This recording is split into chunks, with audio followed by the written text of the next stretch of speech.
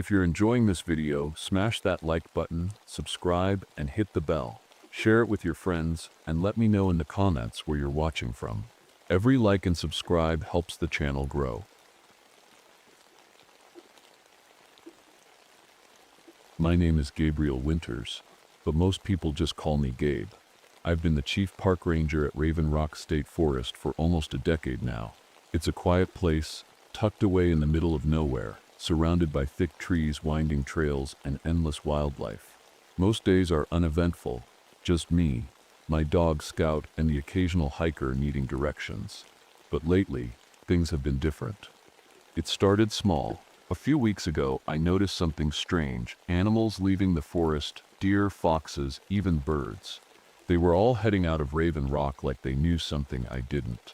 At first I thought it was just a seasonal migration or maybe some kind of environmental shift. But then came the fog. This wasn't your normal morning mist. It was thick and heavy, rolling in during the middle of the day and clinging to everything like a wet blanket. It made the forest feel wrong, like it wasn't just empty but watching. And then there were the hikers. People started going missing. First one couple who'd been camping near Black Hollow Trail, then another solo hiker who'd been out birdwatching.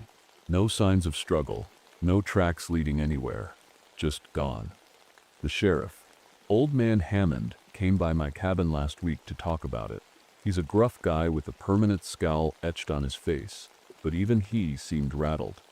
"Gabe," he said, leaning against his patrol car as Scout sniffed at his boots. "I know you've seen some weird stuff out here over the years, but this is different." I nodded, crossing my arms as I leaned against the cabin door frame. "You think it sets an animal? Maybe a bear?" Hammond shook his head and lit a cigarette. "No tracks, no blood, nothing to suggest an attack." He took a long drag before exhaling slowly. "It seems like they just walked into thin air." I didn't say anything because I didn't have an answer either. But deep down I felt it too. Something was wrong with Raven Rock. A few days later, I decided to check out Black Hollow Trail myself, the last place that couple was seen before they disappeared. Scout trotted ahead of me as we made our way through the dense woods, his ears perked up and tail wagging like it was just another day in the park. But as we got closer to the campsite, I felt it again, that wrongness. The air was colder here, heavy with moisture from the fog that had rolled in overnight. And then I saw them strange little totems made of animal bones hanging from tree branches around the site. I crouched down to get a closer look at one of them, a small bundle of bones tied together with what looked like dried vines or sinew, and felt a chill run down my spine. "What is this?" I muttered under my breath. Scout let out a low growl behind me, his hackles raised as he stared into the trees ahead of us. My hand instinctively went to my sidearm as I stood up and scanned the area. "Hello?" I called out, my voice echoing through the silent woods. Nothing. Just the sound of Scout's growling and the faint rustle of leaves in the breeze.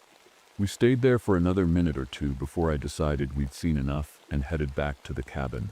But even as we walked away from Black Hollow Trail, I couldn't shake the feeling that something or someone was watching us.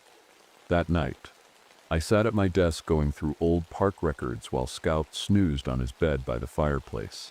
I wanted to see if there had been any other disappearances like this in Raven Rock's history, anything that might explain what was going on. And that's when I found it. An old report from 50 years ago about 3 hikers who vanished under similar circumstances near Black Hollow Trail during a particularly foggy autumn season. The ranger at the time had written about strange bone totems found near their campsite and described hearing whispers in the woods at night. My heart raced as I read through his account. It sounded almost identical to what was happening now. But what really got me was his final entry. "They are not animals. They are not human either." I leaned back in my chair and rubbed my temples, trying to make sense of it all. Was this some kind of local legend, a prank, or something else entirely? Before I could dive any deeper into my research, there was a knock at my door. The knock startled me. It was late, too late for visitors. Scout immediately perked up, his ears twitching as he let out a low growl. I grabbed my flashlight and opened the door cautiously.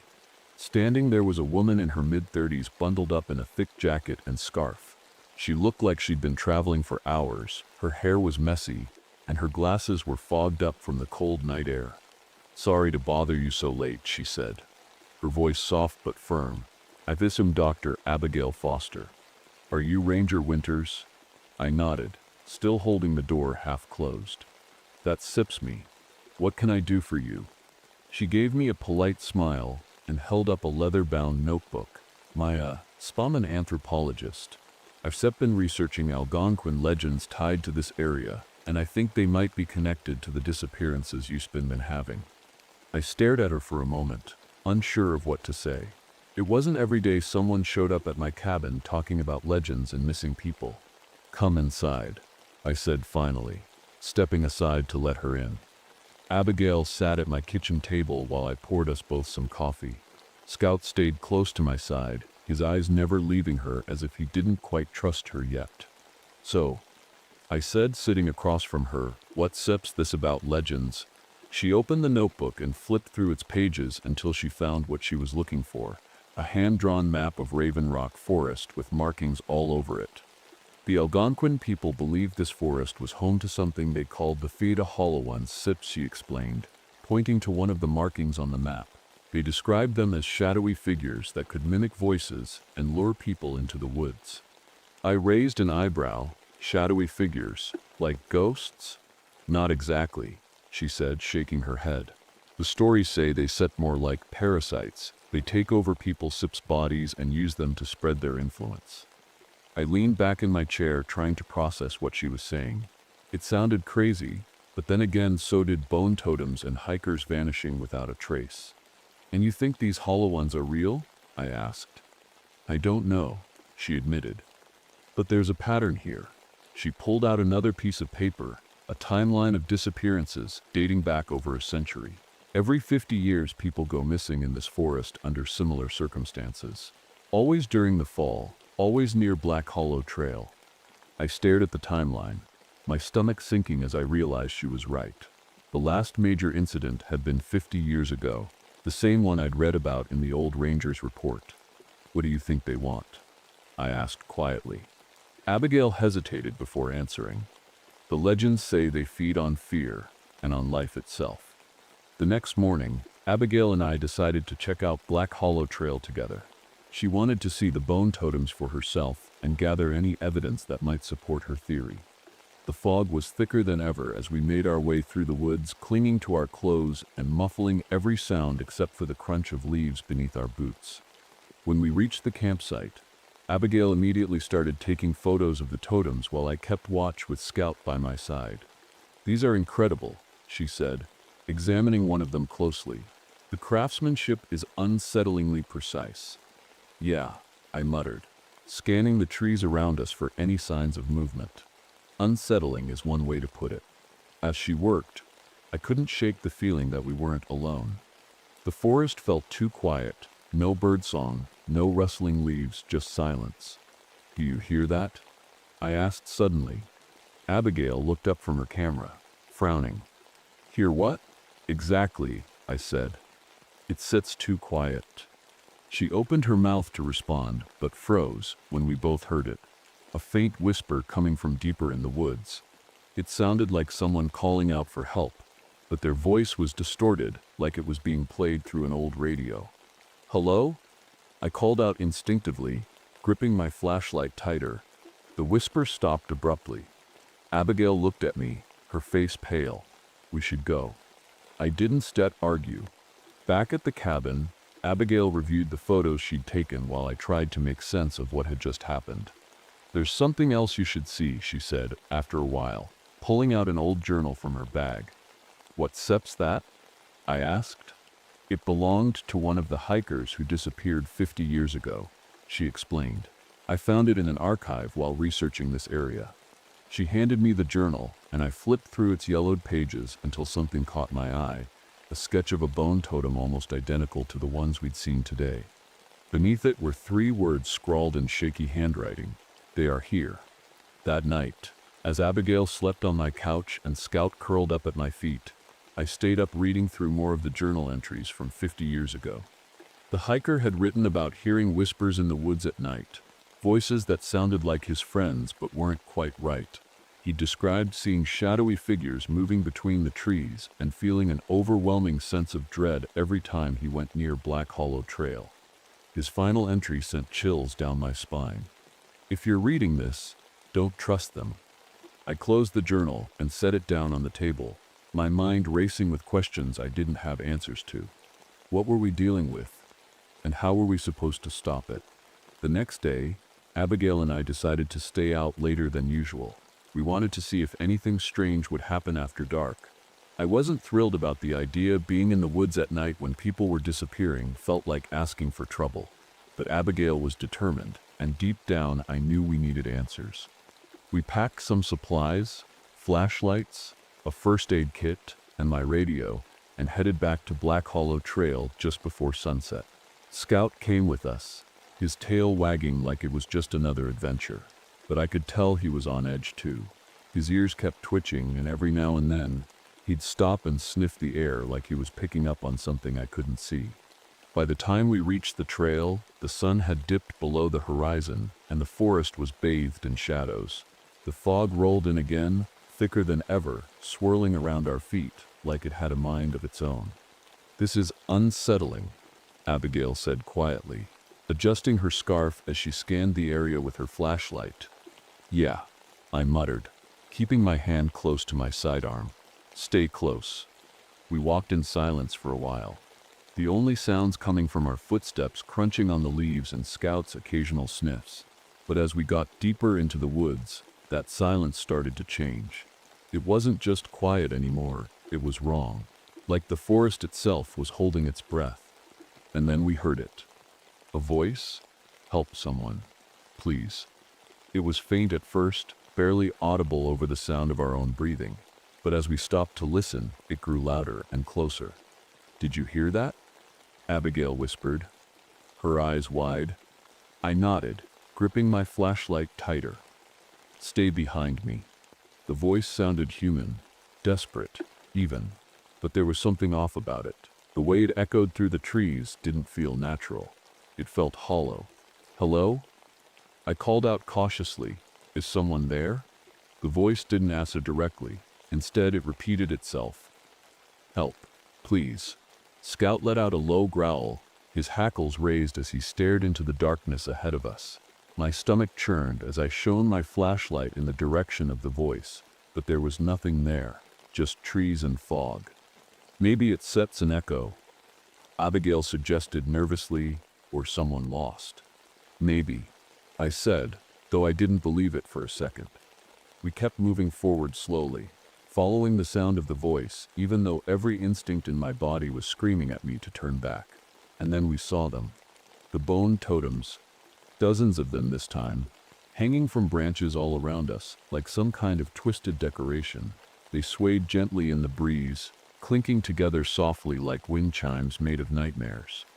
"This is not normal," Abigail muttered under her breath as she snapped a photo with her camera. "No kidding," I replied, my heart pounding in my chest.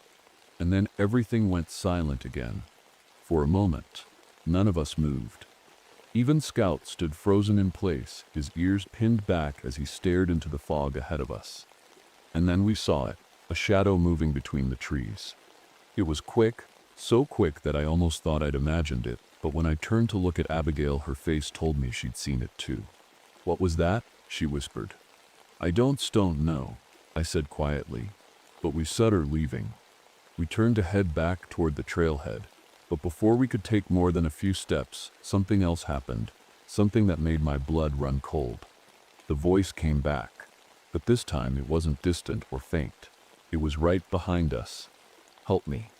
I spun around with my flashlight, but there was no one there, just more fog and shadows. Scout barked sharply, his growl turning into a frantic whine as he backed up against my legs. "Gabe." Abigail's voice trembled as she pointed ahead of us. I followed her gaze, and that steps when I saw them. Figures, tall and thin, with long limbs and faces that didn't look quite human, standing just beyond the edge of my flashlight's beam. Their eyes glowed faintly in the darkness like embers from a dying fire. They didn't move at first. They just stood there watching us with an unnatural stillness that made my skin crawl. But then one of them tilted its head slightly to the side and mimicked my voice perfectly. "Stay close." I don't remember much after that moment, just pure panic taking over as I grabbed Abigail's arm and yelled for her to run. Scout bolted ahead of us as we sprinted back toward the trailhead, our flashlights bouncing wildly in the darkness. The whispers followed us, dozens of voices overlapping each other like a broken record playing on repeat. "Help me. Stay close." Dawn set to leave. I didn't dare look back. I couldn't, but I could hear them behind us. Their footsteps crunching on leaves and their distorted voices growing louder with every passing second. By some miracle, or maybe pure adrenaline, we made it back to my truck without tripping or getting lost in the fog.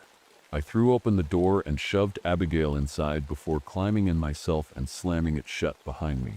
Scout jumped into the back seat just as one of those figures emerged from the tree line, a tall, shadowy shape with glowing eyes that seemed to pierce right through me. I didn't wait to see what it would do next. I started the engine and floored it down the dirt road leading out of Raven Rock Forest. We didn't speak until we were miles away from Black Hollow Trail and safely back at my cabin. Even then, neither of us knew what to say. We were both too shaken by what we'd just experienced. Finally, Abigail broke the silence. "Those were them, weren't they? The hollow ones." I nodded slowly, staring at my hands on the steering wheel as they trembled slightly. "What do they want?" she asked softly. "Mine don't, but whatever it is, it steps not good." That night felt longer than any other night in my life. Every creak of wood or rustle outside made me jump. Every shadow seemed alive with hidden dangers waiting to strike again. But one thing was clear. Whatever was happening in Raven Rock Forest wasn't just legend, it was real. And if we didn't figure out how to stop it soon, more people were going to disappear. After the encounter at Black Hollow Trail, Abigail and I knew we couldn't handle this alone. Whatever was lurking in Raven Rock Forest wasn't just dangerous, it was something beyond our understanding. We needed help. The next morning, I called Sheriff Hammond and told him everything. At first he sounded skeptical, but when I described the glowing-eyed figures and bone totems, his tone changed. "You're not the first person to see things like that," he said grimly. By late afternoon, a small group had gathered at the town hall. It wasn't a big crowd, just Hammond, Abigail, me, and a few locals who'd heard about the disappearances and wanted answers. Among them was Marcus Redfeather, an elder from the local Algonquin community. He'd lived in Raven Rock his whole life and knew more about its history than anyone else. Marcus stood up slowly, his weathered face serious as he addressed the room.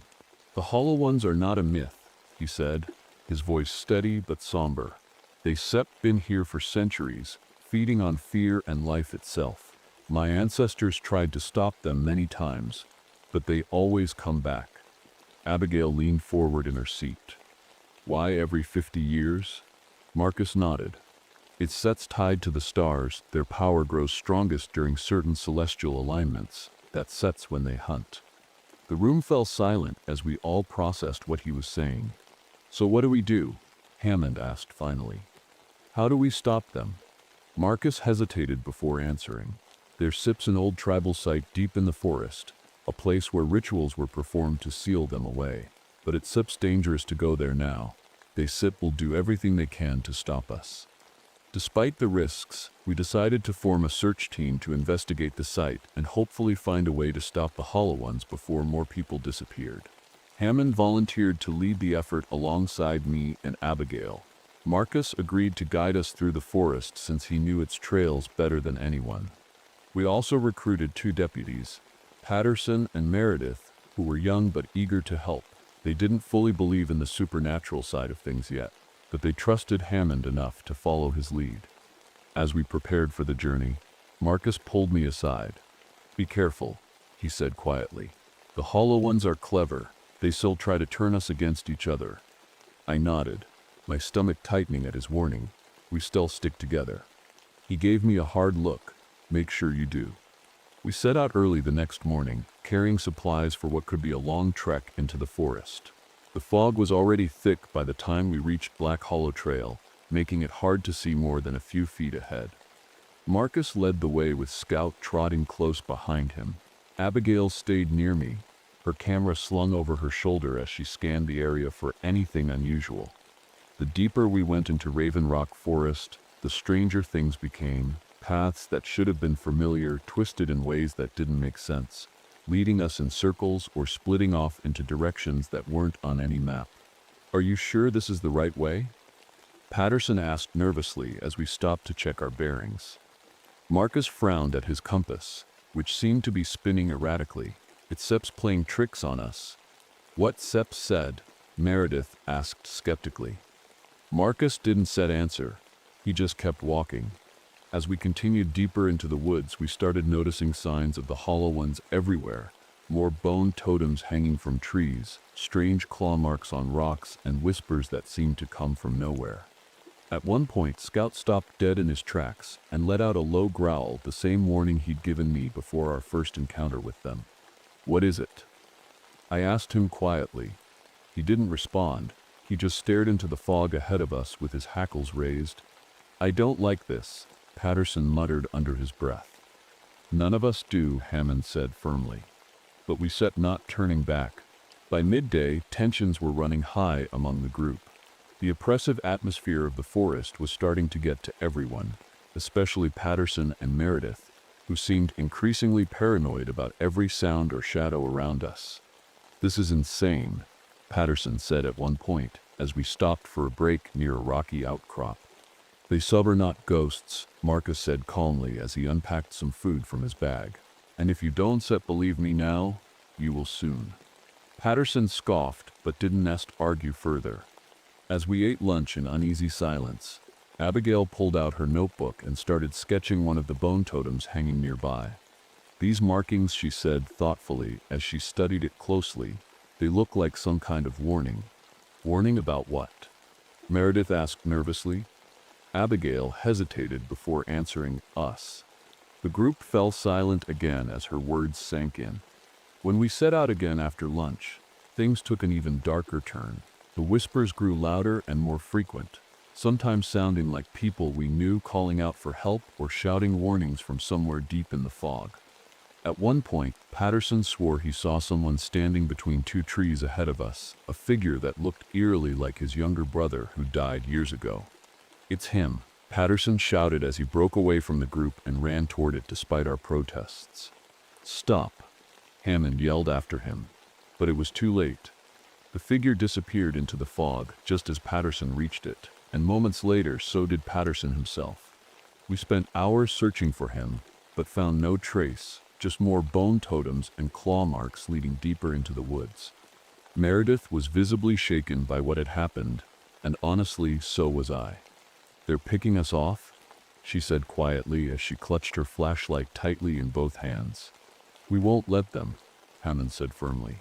But even he sounded uncertain now. By nightfall, we were all exhausted and terrified, but Marcus insisted we keep moving toward the tribal site before it was too late. "They're strongest at night," he warned us, as we trudged through another twisted path that seemed designed to disorient us completely. "Great," Meredith muttered under her breath, but she kept walking anyway. As darkness fell over Raven Rock Forest completely, I couldn't shake one thought. Marcus had been right. The Hollow Ones were trying to turn us against each other, and so far they were succeeding. The forest at night was a different beast altogether. The fog seemed thicker now, swirling around us like it had a purpose. Every sound, every snap of a twig or rustle of leaves felt amplified, like the forest itself was alive and breathing around us. The air was colder too, biting at my face and hands as we pressed forward. Marcus led the way with a lantern in hand, his face calm but focused. Abigail walked beside me, her flashlight trembling slightly in her grip. Hammond stayed at the back of the group, his shotgun slung over his shoulder, while Meredith stuck close to him, her eyes darting nervously at every shadow. Scout stayed by my side, his ears pinned back and his tail low. He hadn't barked or growled since Patterson disappeared. Just stayed quiet and alert, like he knew we couldn't afford to draw attention to ourselves. "We stir close," Marcus said after what felt like hours of walking. "The site should be just ahead." "How can you tell?" Abigail asked quietly. Marcus tapped his temple. I can feel it. I didn't question him. At this point, I was willing to trust anything that might get us out of this nightmare alive.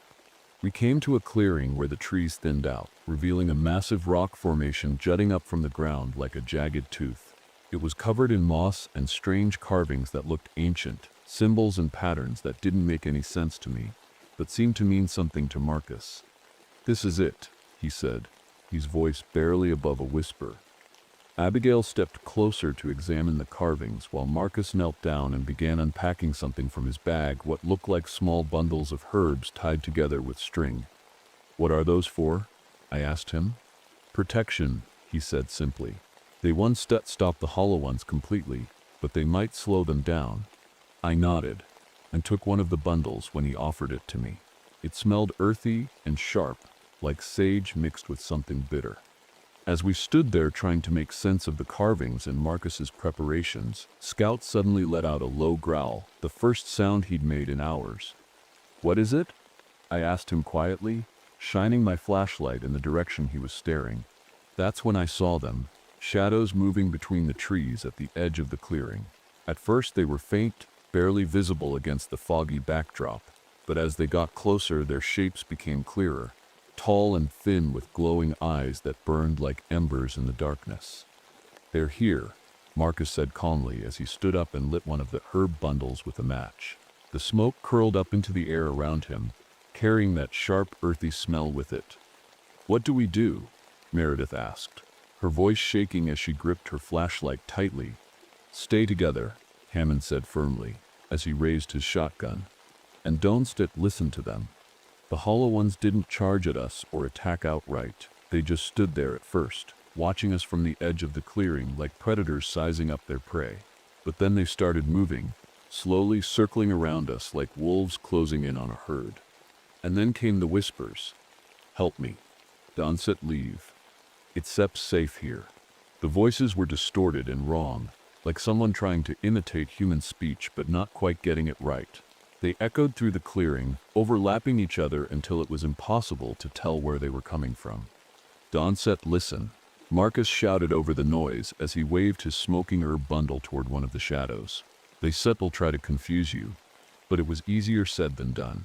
The voices weren't just sounds, they were memories. I heard my mother's voice calling my name from somewhere deep in the fog even though she'd been dead for years. Abigail froze beside me as she stared into the darkness with wide eyes, her lips trembling as if she wanted to respond but couldn't find the words. "Abigail." I grabbed her arm and shook her gently until she snapped out of it. "Donset, listen. It's not real." She blinked at me like she was waking up from a dream before nodding quickly and gripping her flashlight tighter. The hollow ones grew bolder as we stood our ground. One of them stepped into the clearing completely, a tall figure with unnaturally long limbs and glowing eyes that seemed to pierce right through me. Its movements were jerky and unnatural, like a puppet being controlled by invisible strings. Hammond fired his shotgun at it without hesitation. The blast echoed through the clearing like thunder, but when the smoke cleared, the creature was still standing. It tilted its head slightly to one side as if curious before mimicking Hammond Sepp's voice perfectly. "Donest, listen." Meredith screamed and stumbled backward into Abigail, who caught her just before she fell. "They're playing with us," Marcus said grimly, as he lit another herb bundle and tossed it toward one of the shadows. The smoke seemed to make them hesitate for a moment, before they started circling again. "We needed a plan, and fast." "Marcus," I said urgently as I kept my flashlight trained on one of the creatures, "what do we do? How do we stop them?" "There's an entrance," he said quickly, pointing toward one side of the rock formation, where an opening was barely visible through the fog. "A cave, it leads to an old ritual site." "And what happens there?" Hammond asked sharply as he reloaded his shotgun. "We seal them away," Marcus replied simply, but there was something in his tone that made my stomach churn. We didn't have time to argue or ask questions. The hollow ones were closing in fast now, their whispers growing louder and more insistent with every passing second. One by one, we made our way toward the cave entrance, while Marcus waved his smoking herb bundles to keep them at bay as best he could. Scout stayed close by my side, growling softly under his breath but not barking, like even he knew silence was our best defense right now. As we reached the entrance and stepped inside, I couldn't shake one thought. This wasn't over yet. Not by a long shot. The cave was cold and damp, with walls that seemed to close in around us the farther we went. The air smelled stale, like it hadn't been disturbed in decades. Our flashlights barely cut through the darkness, their beams bouncing off jagged rocks and uneven ground. Every step echoed faintly, making it feel like we weren't alone, even though we were all crammed together in the narrow tunnel. Scout stayed close to me, his nose low to the ground as he sniffed cautiously. He wasn't growling anymore, but his body was tense, his ears twitching at every little sound. "Keep moving," Marcus said quietly from the front of the group. His voice was calm, but I could see the strain on his face as he led us deeper into the cave. We said are almost there. "Almost where?" Meredith asked nervously. She was clutching her flashlight so tightly that her knuckles had turned white. "To the ritual site," Marcus replied without looking back. "It's steps where they were sealed before." Abigail glanced at me, her expression a mix of curiosity and fear. "What kind of ritual are we talking about?" she whispered. "I don't know," I admitted. "But whatever it is, it sets our best shot." After what felt like an eternity of walking, the tunnel opened up into a larger chamber. The ceiling was high enough that our flashlight beams couldn't reach it, and the walls were covered in carvings similar to the ones we'd seen on the rock formation outside, symbols and patterns that seemed ancient and otherworldly. In the center of the chamber was a stone altar surrounded by a circle of blackened rocks. The air felt heavier here, like we'd stepped into a place that didn't quite belong in our world. "This is it," Marcus said softly as he stepped into the circle and knelt by the altar. "What now?" Hammond asked, his shotgun still at the ready as he scanned the shadows around us. Marcus didn't answer right away. Instead, he reached into his bag and pulled out an old leather-bound journal, the same one Abigail had shown me back at my cabin. "This belonged to one of my ancestors," he explained as he flipped through its pages. "It describes how they sealed the Hollow Ones away last time." "And what does it say?" Abigail asked eagerly, stepping closer to get a better look. Marcus hesitated before answering. "It steps not just about sealing them away, it steps about keeping them from coming back." As Marcus read aloud from the journal, we learned more about the Hollow Ones than we ever wanted to know. They weren't just parasites, they were something far worse. They fed on fear and despair, using their victims' emotions to grow stronger and spread their influence. The ritual described in the journal involved using meteorite iron, metal that had fallen from the sky centuries ago, to create a barrier that would trap them in this world and prevent them from crossing over completely. But there was a catch. "The barrier requires a sacrifice," Marcus said grimly as he closed the journal and looked up at us. "A sacrifice?" Meredith repeated, her voice shaking. "What kind of sacrifice?" Marcus met her gaze evenly. "A life." The room fell silent as his words sank in. None of us wanted to believe it, but deep down I think we all knew he was telling the truth. "There has to be another way," Abigail said finally, her voice trembling but determined. Before she could finish her sentence, Scout let out a sharp bark that echoed through the chamber like a gunshot. We all turned toward him just in time to see one of the Hollow Ones emerging from the tunnel behind us. Its glowing eyes burned brighter than ever as it stepped into the light of our flashlights, its long limbs moving with an unnatural grace that made my skin crawl. "They set her here," Marcus said quietly as he stood up and lit another bundle of herbs. "We don't have much time." The Hollow One didn't attack right away, it just stood there watching us with those eerie glowing eyes. But then more of them appeared behind it, their shadows stretching across the walls like living nightmares. "We need to finish this," Hammond said firmly as he raised his shotgun and fired at the nearest creature. The blast echoed through the chamber, but just like before, it didn't seem to do any real damage. "They sipped trying to scare us," Marcus said over his shoulder as he began arranging items on the altar. More herbs, small stones carved with symbols, and what looked like pieces of meteorite iron wrapped in cloth. "Don't sift, let them." "That's easy for you to say." Meredith snapped as she backed away from one of the creatures that had gotten too close for comfort. Focus. Hammond barked at her before turning back to Marcus. What do you need us to do? Keep them back while I prepare. Marcus replied without looking up from his work. We formed a loose circle around Marcus and the altar, using whatever tools we had, flashlights, weapons, even scouts barking to keep the Hollow Ones at bay. But they weren't making it easy for us. Every time one of them got too close, it would mimic someone's voice, calling out for help or begging us to stop what we were doing. It was disorienting and terrifying all at once, and I could see how much it was affecting everyone else too. Meredith was shaking so badly that she dropped her flashlight at one point, and when she bent down to pick it up, one of the Hollow Ones lunged at her. I reacted without thinking, grabbing her arm and pulling her back just in time, but not before its long fingers brushed against her shoulder. She screamed as she stumbled backward into me, and when I looked down at her face, I saw something that made my blood run cold. Her eyes were starting to glow faintly in the darkness. They got her. Abigail shouted as she grabbed Meredith's other arm and tried to pull her away from me, but it was too late. Meredith let out a guttural scream that didn't sound human, and then she turned on us with an unnatural strength that sent both Abigail and me sprawling onto the ground. Hammond fired his shotgun again, but this time it wasn't aimed at one of the Hollow Ones, it was aimed at Meredith. No. Abigail screamed as she scrambled toward him, but Hammond held firm, even as tears streamed down his face.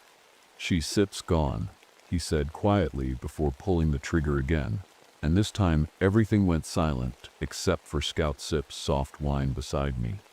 The silence in the chamber was suffocating. Meredith's body lay still on the cold stone floor, her glowing eyes dimming until they were nothing more than lifeless pools. Hammond stood over her, his shotgun hanging loosely at his side, his face pale and hollow. He didn't say a word. None of us did. The weight of what had just happened pressed down on all of us like a heavy blanket. Scout whimpered softly beside me, nudging my leg as if trying to comfort me. I reached down and scratched his head absent-mindedly, my mind racing with questions I didn't want to ask. "She didn't deserve that," Abigail said finally, her voice trembling as she knelt beside Meredith's body. "She wasn't sit herself anymore," Marcus said quietly as he continued working at the altar. "The Hollow Ones had taken her." "That doesn't make it right," Abigail snapped, glaring at him through tear-filled eyes. Marcus didn't respond.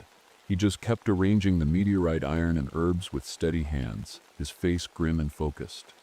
Hammond finally broke the silence, his voice low and strained. "How much longer?" "Not long," Marcus replied without looking up. "But we need to be ready for what comes next." "What comes next?" I asked cautiously, already dreading the answer. Marcus looked up at me then, his dark eyes filled with something I couldn't quite place: fear, regret, determination, maybe all three.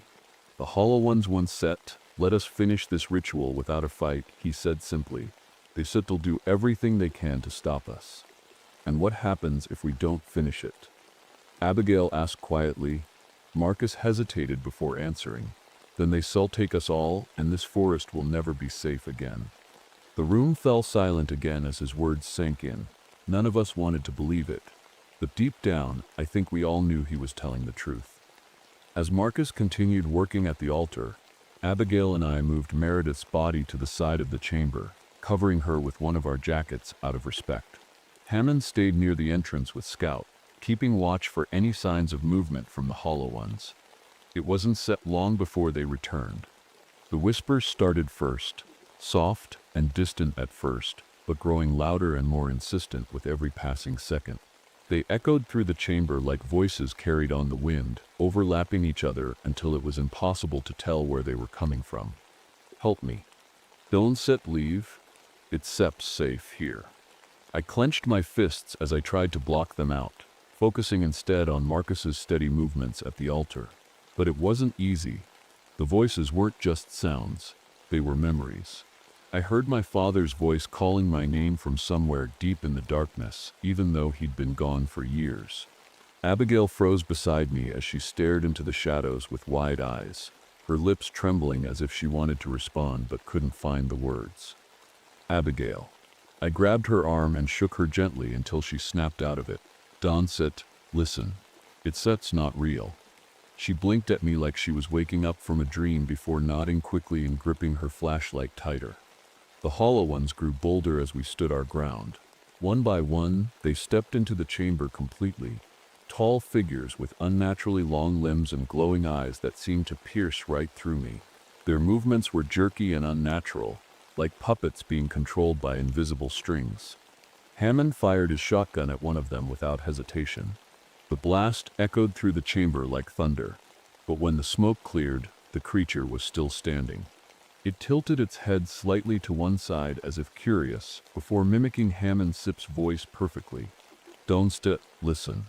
Scout barked sharply beside me as he lunged toward one of the creatures, but I grabbed him by the collar just in time to pull him back before it could reach him. "They're playing with us," Marcus said grimly as he lit another bundle of herbs and tossed it toward one of the shadows.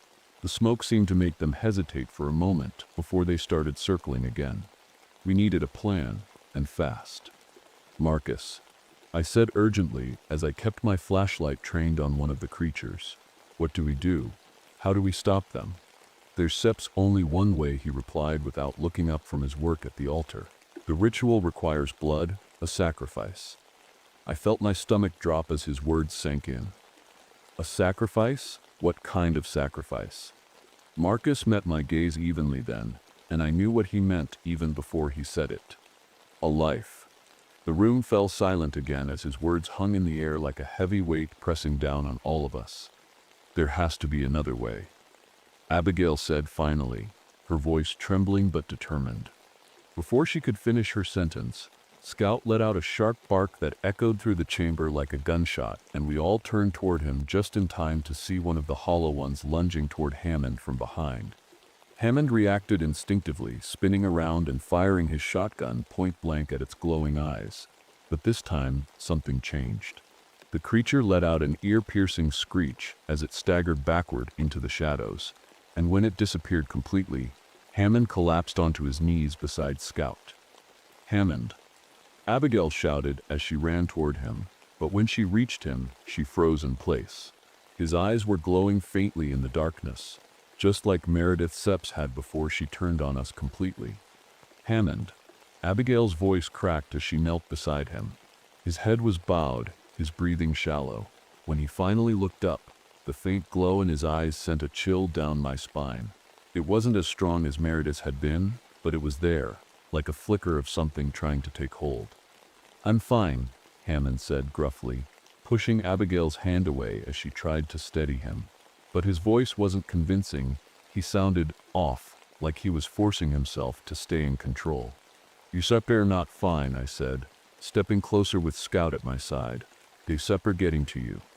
Hammond shook his head stubbornly. "I can fight it." "No one can fight it," Marcus said from the altar, his tone grim. "Once they touched you, it's only a matter of time." Hammond glared at him, his jaw tightening. "Then we don't have time to waste." Marcus worked faster now, his hands moving with purpose as he arranged the meteorite, iron, and herbs in precise patterns on the altar. The carvings on the walls seemed to glow faintly in response, like they were coming to life. "We stir close," he said, without looking up. "But we need the final piece." "What final piece?" Abigail asked, her voice tense. Marcus hesitated before answering. "The blood sacrifice." The words hung in the air like a death sentence. "No," Abigail said firmly, shaking her head. "There has to be another way." "There isn't," Marcus replied quietly. "The ritual won't work without it." Before anyone could say anything else, the whispers returned, louder and more insistent than ever. They echoed through the chamber, overlapping and distorting until they were almost deafening. "Help me. Stay with us. It's safe here." The hollow ones stepped closer, their glowing eyes cutting through the darkness like embers from a dying fire. There were more of them now, too many to count, and they were closing in fast. "We don't have time for this," Hammond shouted as he raised his shotgun again, his hands trembling slightly. "Just do what you need to do." "No," Abigail snapped, turning to Marcus with desperation in her eyes. "There has to be another way. We can it's him." Marcus interrupted. nodding toward Hammond. His voice was calm but firm, like he'd already made up his mind. "What?" I asked sharply, stepping between them instinctively. "He sep's already turning," Marcus explained. "If we don't stet act now, he sep become one of them, and we sep will lose our chance to stop this." Hammond let out a bitter laugh, shaking his head as he lowered his shotgun. "Well, that sip's convenient." "It's set's not about convenience," Marcus said evenly. "It's set's about survival." Hammond looked at me then, his expression hard but resigned. "Do it." "No," I said immediately, my chest tightening at the thought of what he was asking me to do. "Gabe," Hammond said firmly, stepping closer until he was standing right in front of me. "You know I step 'em right. If this is the only way to stop them, then you have to do it." "I can't," I whispered, my voice barely audible over the sound of the whispers growing louder around us. "You can," Hammond insisted, gripping my shoulder tightly. His eyes met mine, and for a moment, I saw the man I'd known for years, the man who'd always done whatever it took to protect this town. "Please," he said quietly, "don't let this be for nothing." The Hollow Ones were almost upon us now, their long limbs reaching out toward us as their distorted voices filled the chamber with an unbearable cacophony. "Gabe," Marcus shouted from the altar. We stir out of time. I closed my eyes and took a deep breath, trying to steady my trembling hands as I raised my knife. "And sorry," I whispered. Hammond nodded once, his expression calm and resolute, as he stepped into the circle around the altar. And then it was over. The moment Hammond's blood touched the meteorite iron on the altar, everything changed. The carvings on the walls flared brightly with an otherworldly light that filled the chamber completely, blinding and overwhelming but strangely warm at the same time. The Hollow Ones let out an ear-piercing screech as they recoiled from the light, writhing and twisting like shadows caught in a fire before disappearing into nothingness one by one. When the light finally faded, everything was silent again. I opened my eyes slowly, blinking against the lingering brightness as I looked around the chamber. Hammond was gone, his body reduced to ash that scattered across the altar like dust in the wind. Abigail was on her knees beside me, tears streaming down her face as she stared at what remained of him. Marcus stood silently by the altar, his expression unreadable as he placed a hand over his heart and bowed his head in respect.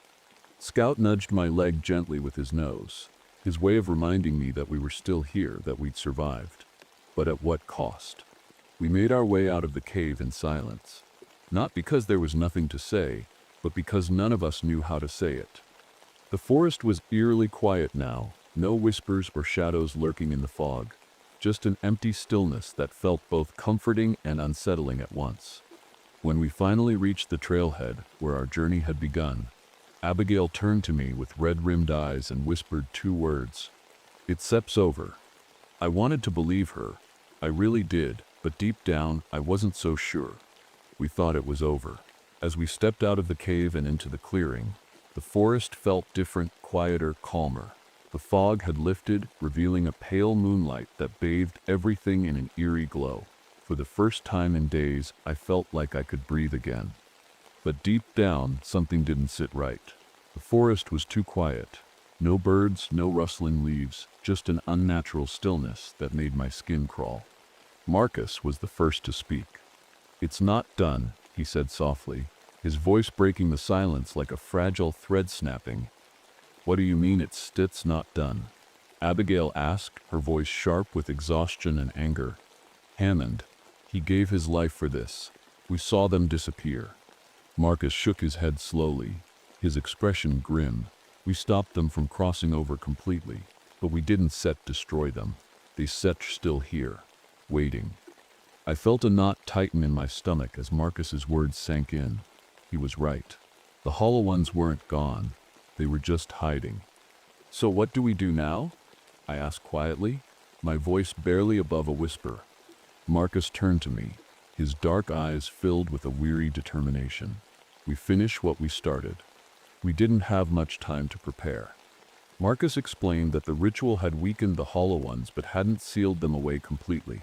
To finish the job, we needed to return to the heart of the forest, the place where their power was strongest, and destroy whatever connection they had to this world. "It sets an anchor," Marcus said as we gathered our supplies and prepared to head back into the woods. "Something tying them here. A physical object or place that holds their essence." "How do we find it?" Abigail asked, her voice trembling slightly. "They set lead us to it," Marcus replied simply. "They one step let us destroy it without a fight." The journey back into the forest felt different this time. The air was heavier and every step seemed harder than the last, like the forest itself was trying to push us back. Scout stayed close to my side, his ears pinned back and his tail low as he sniffed cautiously at the ground. Abigail walked beside me, her flashlight cutting through the darkness as she scanned the trees around us for any signs of movement. Marcus led the way with his lantern held high, his expression calm but focused. None of us spoke as we made our way deeper into Raven Rock Forest. The silence was oppressive, broken only by the crunch of leaves beneath our boots and the occasional snap of a twig in the distance. It wasn't set long before they returned. The whispers started softly at first, just faint murmurs on the edge of hearing, but they grew louder and more insistent with every step we took. "Help me. Don't sit, leave. It's safe here." I clenched my fists and tried to block them out, focusing instead on Scout's steady presence beside me, but it wasn't easy. The voices weren't just sounds, they were memories. I heard Hammond's voice calling out to me from somewhere deep in the fog, begging me to turn back. "Gabe." Abigail's voice broke through my thoughts, pulling me back to reality. She was staring at something ahead of us with wide eyes, her flashlight trembling in her hand. I followed her gaze and froze. In front of us stood one of the hollow ones, but this time it wasn't just a shadowy figure with glowing eyes. It looked human. Its face was pale and gaunt, its eyes sunken and hollow, but there was no mistaking who it was supposed to be. "Hammond," Abigail whispered, her voice barely audible over the sound of my pounding heart. The creature tilted its head slightly to one side as if studying us before speaking in Hammond-Sepp's voice. "Turn back." For a moment, none of us moved.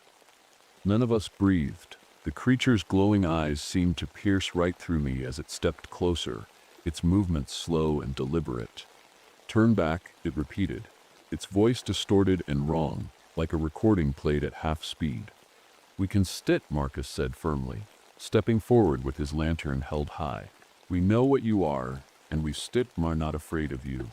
The creature let out a low growl that sent chills down my spine before lunging toward him.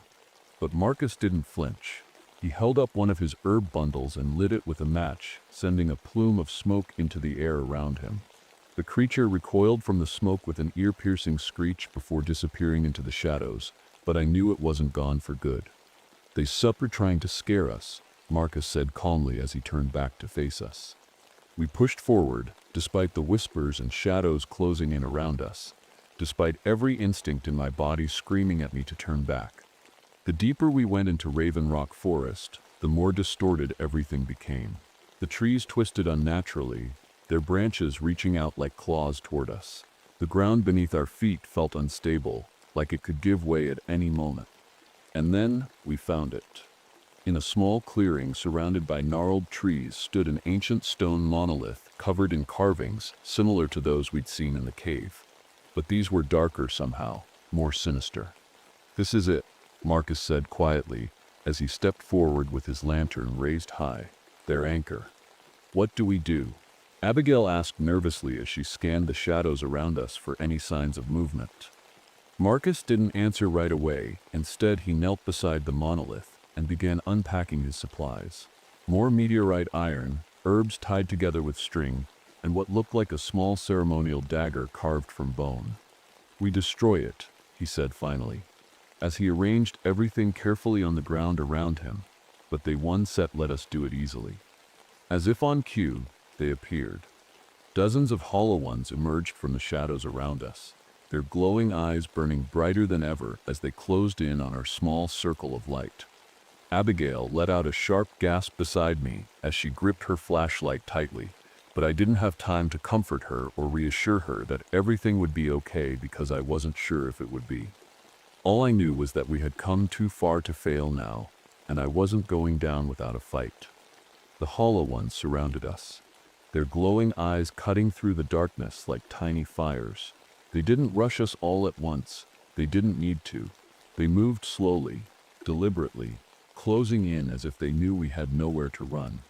Marcus worked quickly, arranging the meteorite iron and herbs around the monolith while muttering something under his breath. Words I didn't understand but could feel in the air around us.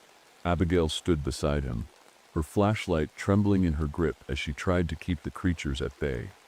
I held Scout close, my heart pounding in my chest as I scanned the shadows for any sign of movement. The creatures were everywhere now, circling us like predators waiting for the right moment to strike. "We need more time," Marcus shouted over his shoulder as he lit one of the herb bundles with a match. The smoke curled up into the air around him, creating a barrier that seemed to keep the hollow ones at bay for now. "How much time?" I yelled back, gripping my flashlight tightly. "Just a few more minutes," he replied, his voice strained but steady. The hollow ones didn't wait long before testing our defenses. One of them lunged toward Abigail, its long limbs reaching out for her with unnatural speed. She screamed and swung her flashlight wildly, the beam slicing through the darkness like a knife, but it wasn't enough. I reacted without thinking, grabbing a burning herb bundle from Marcus's bag and throwing it toward the creature. The smoke hit it square in the chest, and it let out an ear-piercing screech before retreating into the shadows. "Stay close," I shouted to Abigail as she stumbled back toward me, her breathing ragged and panicked. "I'm trying," she gasped, her eyes wide with fear. Marcus continued his work at the monolith, his hands moving with purpose as he carved symbols into its surface with the bone dagger. The carvings glowed faintly in the dim light of his lantern, pulsing with an energy that made my skin crawl. "They said her tied to this place," he said, as he worked. "If we destroy their anchor, they said her have no way to stay here." "And how do we destroy it?" Abigail asked desperately. Marcus hesitated for just a moment before answering. "With fire." As if on cue, one of the hollow ones broke through our defenses and lunged toward Marcus. This one was faster than the others, its movements jerky and unnatural but terrifyingly effective. I didn't have time to think, I just acted. I grabbed Marcus by the back of his jacket and yanked him out of the way just as the creature's long fingers scraped across the surface of the monolith.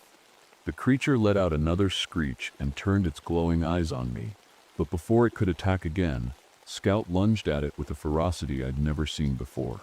His sharp teeth sank into its shadowy form, and for a moment, it seemed to falter. "Scout? No." I shouted, but it was too late. The creature twisted violently, throwing him off before disappearing into the darkness once more.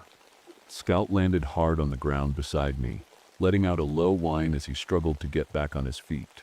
My heart clenched painfully in my chest as I knelt beside him, running my hands over his fur to check for injuries. "You said you're okay," I whispered shakily. "You said you're okay." "We're still running out of time," Marcus shouted as he finished carving the last symbol into the monolith. "We need to light it now." Abigail fumbled with her lighter, her hands shaking so badly that she could barely hold on to it. "I'll do it," I said quickly, grabbing the lighter from her and flicking it on. The small flame danced in my hand as I stepped forward toward the monolith. The hollow ones seemed to sense what we were about to do because they surged forward all at once, dozens of them emerging from the shadows with their glowing eyes fixed on us. "Hold them off," Marcus yelled as he grabbed another burning herb bundle and waved it toward the advancing creatures. Abigail and I stood shoulder to shoulder with him, using everything we had, flashlights, burning herbs, even rocks to keep them at bay while I held on to that tiny flame like it was our last hope. Finally, we reached the monolith. I pressed the lighter against one of Marcus's herb bundles and watched as it caught fire instantly, the flames spreading quickly across the surface of the ancient stone like they were alive. The hollow ones let out a collective screech that shook me to my core as they recoiled from the burning monolith, but they didn't retreat completely. They circled us like vultures now, waiting for their chance to strike again. "It set's not enough," Marcus shouted over their cries, "We need more fire." Without thinking twice, I grabbed one of our lanterns from Marcus's bag and smashed it against the base of the monolith, the oil inside igniting instantly and sending flames roaring up its surface. The carvings glowed brighter than ever now, pulsing with an intense energy that made my head spin. But I didn't let go of Scout or Abigail Sip's hand until finally everything went still again. When I opened my eyes, we were alone in Raven Rock Forest once more.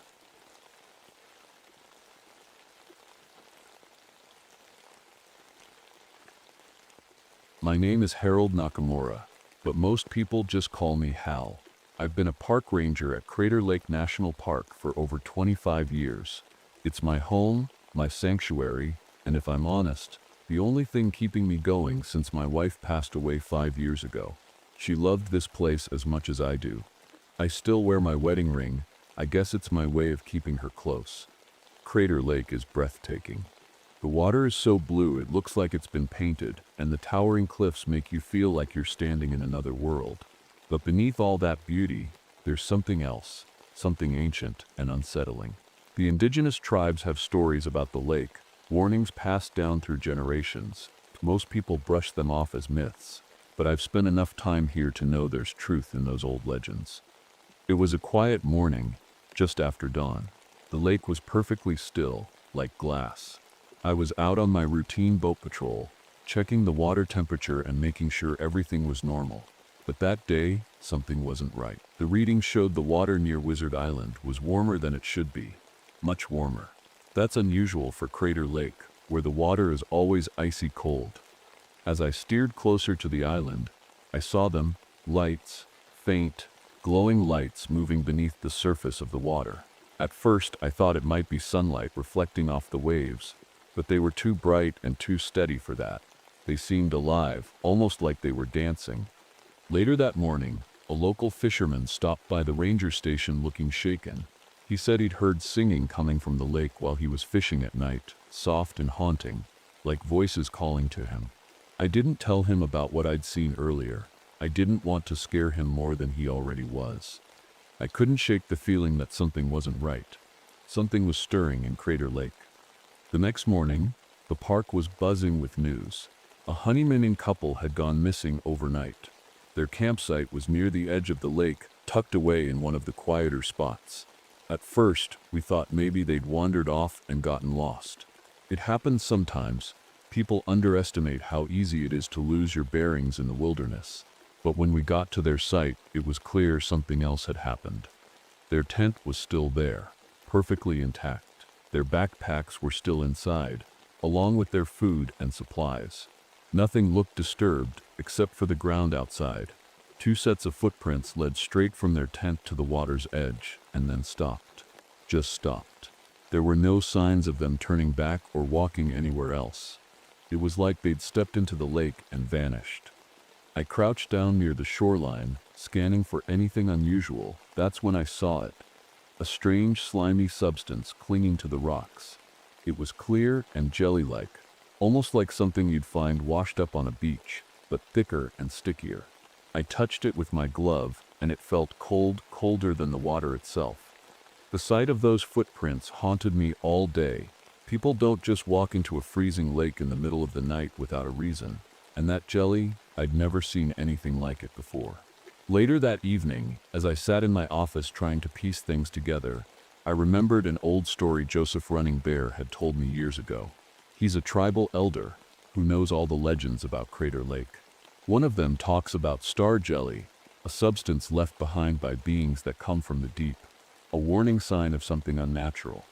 I didn't want to believe it, but deep down, I knew this wasn't just a simple disappearance. Something was drawing people into the lake. After the couple's disappearance, I knew I couldn't handle this alone. Whatever was happening at Crater Lake wasn't normal, and it wasn't something I could explain away. I went to my supervisor, Karen, and told her everything. The footprints, the jelly, the lights I'd seen near Wizard Island. She looked skeptical, but she agreed to let me form a team to investigate. The first person I called was Dr. Patricia Werner, a limnologist who'd been studying Crater Lake's ecosystem for years. Patricia's one of the smartest people I know, and she doesn't scare easily. When I told her about the strange water temperatures and the jelly-like substance, she didn't laugh or dismiss me. She just said, "I'll be there tomorrow." Next was Kevin Morris, one of the newer rangers who had transferred from Yosemite. Kevin's a good guy, but he's skeptical about anything that doesn't have a clear scientific explanation. He didn't believe me when I mentioned the lights or the singing, but he agreed to join the team anyway. "Probably just some weird algae bloom," he said with a shrug. Joseph Running Bear was my third call. He's not a scientist or a ranger, but he knows this land better than anyone.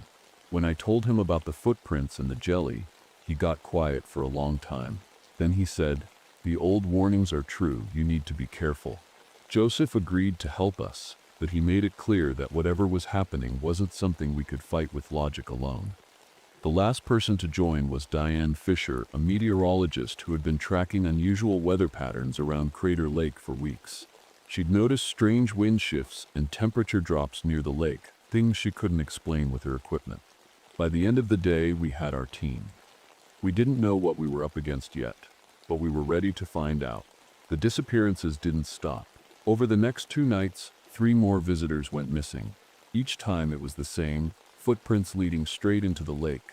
Nothing disturbed at their campsites. The park was starting to panic. Karen told us to keep things quiet, but rumors were spreading fast.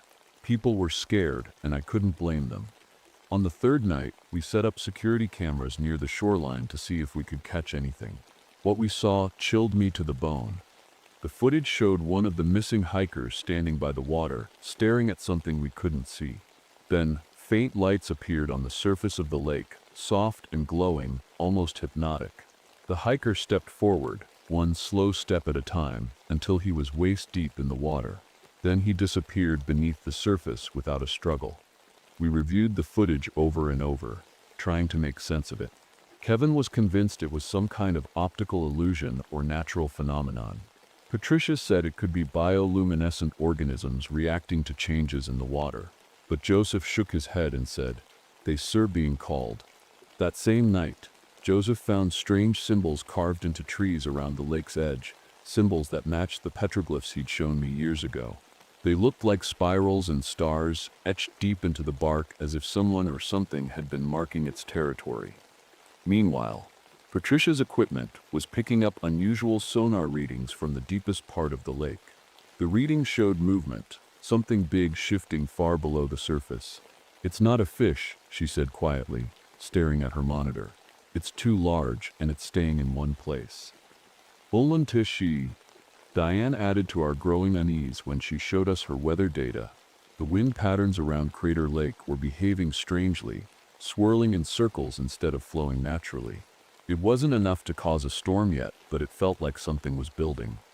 By now, even Kevin couldn't deny that something unnatural was happening here. The lights, the symbols, the sonar, it all pointed to one thing: there was something alive in Crater Lake. And it wasn't just alive, it was watching us. We decided to take shifts keeping watch by the shoreline that night. None of us wanted to admit it out loud, but we all felt it. The lake wasn't just a place anymore, it felt like a presence. That night, we set up camp near the lake's edge to keep watch. The air was cold and still, and the only sounds were the occasional rustle of leaves and the soft lapping of water against the shore. It felt too quiet, like the whole park was holding its breath. I could feel the tension in the group. Even Kevin, who had been dismissive before, was unusually quiet. We took turns keeping watch in pairs. Around midnight, it was my turn with Kevin. We sat by the fire, our flashlights aimed toward the lake, scanning for any movement. For a while, nothing happened. Then, just as I was starting to think it would be another uneventful night, I saw them, lights. They started as faint glimmers beneath the water, like tiny stars moving just below the surface. Slowly, they grew brighter and began to rise. I nudged Kevin and pointed toward the lake. "Do you see that?" I whispered. He nodded, his eyes fixed on the glowing lights. "What? What is that?" he muttered, his voice shaking slightly. Before I could answer, Kevin stood up and started walking toward the water. At first I thought he was just trying to get a closer look, but then I noticed something strange. He wasn't stopping. His steps were slow and deliberate, like he was in a trance. "Kevin," I shouted, grabbing his arm. He didn't respond. His eyes were locked on the lights, and his face was blank, almost peaceful. It took all my strength to pull him back toward the fire. When I finally got him to sit down, he blinked a few times and looked around like he had just woken up from a dream. "What happened?" he asked, confused. "Why am I over here?" "You were walking toward the lake," I said. "You didn't even hear me yelling at you." Kevin looked shaken but didn't say anything else. That's when we saw them, shapes rising out of the water. At first, they looked like shimmering blobs of light, but as they got closer to shore, they began to take form. They were human-sized but jelly-like, their bodies glowing faintly in the dark. They moved slowly but deliberately, their shapes shifting with every step. Patricia grabbed a flashlight and shone it directly at them. The moment the beam hit one of the creatures, it recoiled and slid back into the water. The others followed quickly after it, disappearing beneath the surface as if they had never been there. We sat there in stunned silence for what felt like hours. None of us said it out loud, but we all knew we weren't alone out here anymore. The next morning, I couldn't stop thinking about what we'd seen. Those jelly-like creatures, scouts maybe, had come out of the water like they were searching for something, or someone. The way Kevin had been drawn to the lights made it clear. Whatever was in the lake could control people, and that terrified me. I spent the day digging through old records and maps in the ranger station's archives, trying to find anything that might explain what was happening. That's when I stumbled across something strange. A pattern. Every 33 years there had been reports of disappearances at Crater Lake. Hikers, campers, fishermen, all gone without a trace. The details were eerily similar. Footprints leading into the water, strange lights at night, and occasional mentions of star jelly. The last major incident had been in 1935, and before that, 1902. I took my findings to Joseph. He listened quietly as I explained the pattern, then nodded like he already knew what I was going to say. "The elders warned us about this," he said. "They called it the depth dweller, a being that came from the stars when the volcano formed the lake. It sleeps for decades but wakes to feed." Joseph showed me petroglyphs carved into rocks near his home. They depicted spirals, stars, and figures walking into water, the same symbols he sipped found on the trees near the lake. "It's Sip's not just a legend," he said. "It's Sip's real." Meanwhile, Patricia was analyzing water samples she'd collected near Wizard Island. She found traces of an unknown element, something not found anywhere else on Earth. "This could be extraterrestrial," she said softly, her voice tinged with awe and fear. Diane added another piece to the puzzle. Her weather data showed that the unusual wind patterns around Crater Lake were growing stronger, almost like they were circling a specific point, the deepest part of the lake. By now we had a theory. Whatever was in Crater Lake wasn't just waking up. It was preparing for something big, feeding cycle or not. It was clear we didn't have much time before things got worse. As we sat around the table that evening, staring at maps and data, I couldn't shake the feeling that we were being watched. Not by people, but by something ancient and hungry. The storm came out of nowhere. One moment, the sky was clear, and the next, dark clouds rolled in over Crater Lake, bringing howling winds and sheets of rain. It felt unnatural, like the storm wasn't just weather, it was part of something bigger, something alive. We were holed up in the ranger station, watching the lake through the windows. The water was glowing faintly, the same eerie light we'd seen before, but this time it was stronger. The glow spread across the surface, pulsing like a heartbeat. None of us said a word. We just watched, frozen in place. Then we saw them. The scouts. Dozens of them emerged from the water, their jelly-like bodies shimmering in the rain. They moved toward us slowly but with purpose, surrounding the station. Their glowing forms cast strange shadows on the walls, making it feel like we were trapped in some kind of nightmare. Diane was the first to panic. "We have to get out of here," she shouted, grabbing her jacket and heading for the door. Before we could stop her, she ran outside into the storm. The moment she stepped off the porch, one of the scouts reached out with a tendril-like arm and wrapped it around her waist. She screamed as it pulled her toward the lake. We tried to save her, God knows we tried. But it was too late. The scout dragged her into the water and disappeared beneath the surface. The glow around the lake grew brighter after that, as if whatever was down there had absorbed her. And then it rose. The water at the center of the lake began to churn violently, creating waves that crashed against the shore. Slowly, something massive emerged from the depths. A shape so large it seemed impossible. It wasn't solid like a creature you'd expect to see on land. It was amorphous, shifting constantly like liquid given form. Its body glowed with bioluminescent patterns that seemed to pulse in rhythm with the storm. We stared in horror as it towered over the lake, its presence overwhelming. This was no myth or legend. This was real. The depth dweller had awakened. "We can stay here," Patricia whispered, her voice trembling. But where could we go? There was no escaping something this big, something this ancient. The depth dweller loomed over the lake, its glowing, shifting form casting eerie light across the ranger station. The storm raged around us, but it was clear the entity wasn't just part of the lake anymore. It was alive, aware, and hunting. We didn't have much time. "We need to fight back," I said, my voice steadier than I felt. "There has to be a way to weaken it." Joseph nodded grimly. "The old stories say it fears the volcano, the fire and stone that created this lake. Obsidian, pumice, they serve its weakness." Patricia grabbed a geology kit from her bag and pulled out samples of volcanic rock we collected during earlier studies of Wizard Island. "This might work," she said, holding up a jagged piece of obsidian, "but we still need more than just rocks to stop something that big." That's when Diane's weather equipment gave us an idea. Before she was taken, she'd been experimenting with sound frequencies to study the lake's depths. Joseph remembered one of the tribal rituals used drums and chants to disrupt the entity's influence. If we could amplify certain frequencies using Diane's equipment, maybe we could force the depth dweller back into the water. Kevin volunteered to help rig up the speakers near the shoreline, while Patricia and I worked on crafting weapons from obsidian and pumice shards. Joseph began preparing a ritual chant to focus our efforts. We were running on adrenaline and fear, but somehow we managed to pull everything together. As Kevin set up the last speaker, he turned to me with a determined look in his eyes. "If this doesn't work," he said, "I said I'll take the boat out there myself and finish it." I didn't want him to go through with it, but deep down I knew he was serious.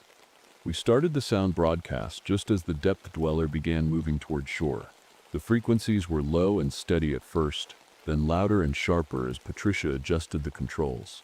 The entity recoiled slightly, its glowing patterns flickering like it was struggling to maintain its form. Kevin saw his chance.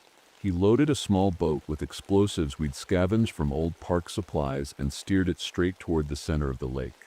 "Stay back," he shouted as he sped toward the entity. The explosion rocked the lake, sending waves crashing against the shore. The depth dweller's form wavered violently before retreating into the depths. It wasn't destroyed. We knew that, but it was weakened enough for us to force it into dormancy using the sound frequencies. We survived, but not without loss. The explosion left the lake eerily quiet. The depth dweller had retreated, its glowing form sinking back into the depths, but the water still churned like it was alive. Kevin's sacrifice had bought us time, but it didn't feel like a victory. We stood on the shore, soaked from rain and shaking from exhaustion, staring at the spot where the boat had gone up in flames. "He didn't have to do that," Patricia whispered, her voice breaking. "We could found another way." "No," Joseph said firmly. He knew what he was doing. The dweller would have taken us all if he hadn't acted. I felt a lump in my throat as I looked out at the lake. Kevin had been skeptical of all this from the start, but when it mattered most, he'd put himself on the line to save us. I'd seen bravery before during my time in Vietnam. But this was different. This was selfless. We weren't done yet. The depth dweller wasn't dead. It was just dormant. Patricia and I worked quickly to set up underwater speakers around Wizard Island, broadcasting the disruptive frequencies we discovered.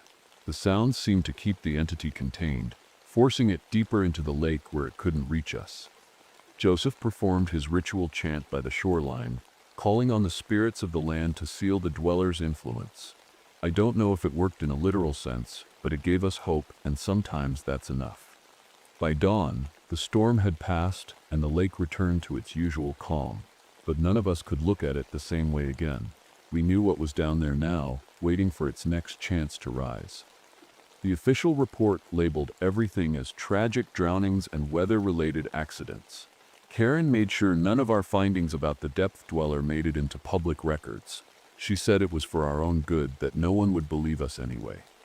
I was forced into early retirement soon after that. They called me unstable for insisting there was something dangerous in Crater Lake. Patricia stayed behind to continue her research quietly, while Joseph arranged for tribal members to keep watch over the lake. As for me, I moved into a small cabin overlooking Crater Lake, spending my days installing equipment and monitoring the water for signs of movement. I know it'll come back, maybe not today or tomorrow, but someday. And when it does, I'll be ready. It's been months since that night at Crater Lake, but the memories haven't faded. I still wake up in the middle of the night, hearing echoes of Diane's scream or seeing Kevin's determined face as he steered that boat toward the depth dweller.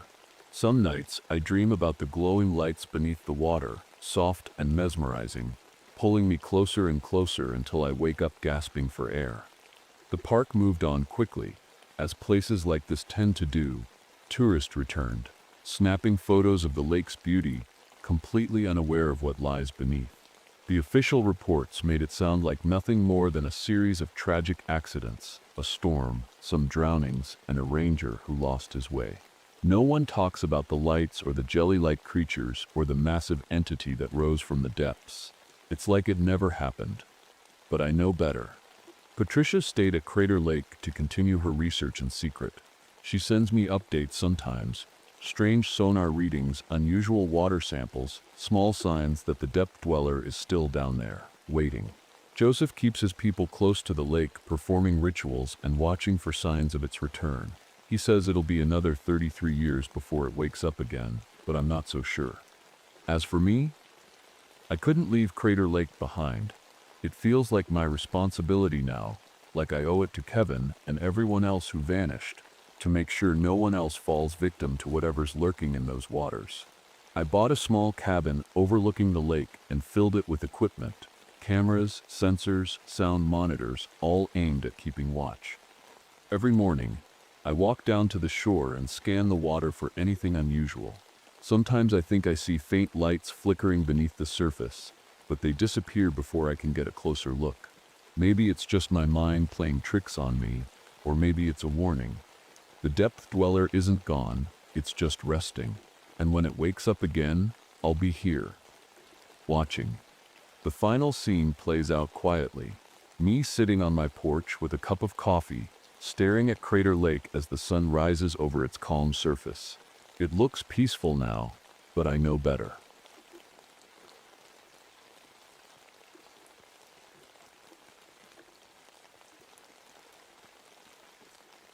My name is Raymond Martinez. I'm 47 years old, a former Marine sniper, and now a park ranger in the Coconino National Forest in Arizona. People say I'm good at what I do, tracking, navigating, keeping the forest safe, but honestly, I came here to escape. After the war, I couldn't handle cities anymore. Too loud, too crowded. Out here, among the ponderosa pines, it's quiet, peaceful, or at least it used to be. This morning started like any other. I climbed up to my fire lookout tower just before sunrise. The view from up there is breathtaking. Miles of endless trees stretching out like a green ocean. The air smelled fresh, with a hint of pine sap carried by the breeze. I poured myself a cup of coffee and watched the sun slowly rise, painting the forest in shades of gold and orange. But something felt off. The birds were acting strange. Normally they'd be chirping and flitting about, but today they were flying in tight groups, heading south like they were running from something. I made a note of it in my journal. It's part of my job to track wildlife patterns, but I couldn't shake the feeling that it meant trouble. Trouble wasn't new around here. Just last week, 3 hikers went missing. Separate groups, no connection between them. The sheriff's office sent out search teams, but found nothing except their abandoned campsites. It's not uncommon for people to get lost in these woods, They're vast and unforgiving if you don't know your way around. But 3 in 1 week, that's unusual. As I stepped outside to stretch my legs, I noticed something else. A deer carcass lying near the edge of the clearing. Its body was drained of blood and cut open with surgical precision. No claw marks, no bite marks, nothing that screamed predator attack. It was just wrong. I radioed my supervisor about it, but he brushed it off as probably a mountain lion. I've seen mountain lion kills before. This wasn't one of them. Still, he told me to keep an eye out and join the search party later that afternoon. I didn't know it yet, but this was just the beginning of something far more terrifying than anything I'd ever faced, even during the war. By noon, I was heading to the ranger station to meet the search party. My supervisor had put together a small team to look for the missing hikers. The group wasn't exactly what I'd call ideal, but we didn't have much of a choice. There was Dr. Eleanor Weiss, a wildlife biologist who'd been studying pine beetle infestations in the area. She was sharp, no nonsense, and carried a backpack full of gear that looked like it belonged in a science lab. Then there was Thomas Begay, a Navajo guide who'd worked in these woods for decades. He didn't say much, but when he did, people listened. Finally, there was Frank Delgado, a young deputy sheriff who seemed more interested in proving himself than actually helping. He kept cracking jokes and rolling his eyes whenever Thomas mentioned local legends or warnings about the forest. We started by checking one of the hikers' last known locations, a campsite deep in the woods. It took us hours to get there, hiking through uneven trails and dense underbrush. The forest felt different today. The air was heavier, like it was pressing down on us, and the usual sounds, birds, squirrels, wind rustling through the trees, were gone. It was too quiet. When we reached the campsite, it looked like whoever had been there left in a hurry. The tent was half collapsed, and gear was scattered everywhere, pots, pans, even a pair of hiking boots lying on their side. Eleanor found a journal near the fire pit and flipped through it while Thomas examined the area for tracks. "Listen to this," Eleanor said, holding up the journal. "The live keep seeing eyes in the trees at night. They don't set blink. Sep." She looked up at me, her face pale. "What do you think they meant by that?" I didn't answer right away because Thomas called us over to look at something he'd found carved into one of the trees. Strange symbols I didn't recognize. They looked old, really old, and were etched deep into the bark like someone wanted them to last forever. "Warnings," Thomas muttered under his breath. "Warnings about what?" Frank asked with a smirk. Thomas didn't reply, but his expression said enough. The strangest thing we found was an old camera with film still inside. Eleanor carefully removed it and promised to develop the photos back at her cabin later that evening. But even without seeing what was on them, I could feel it, the sense that we were being watched.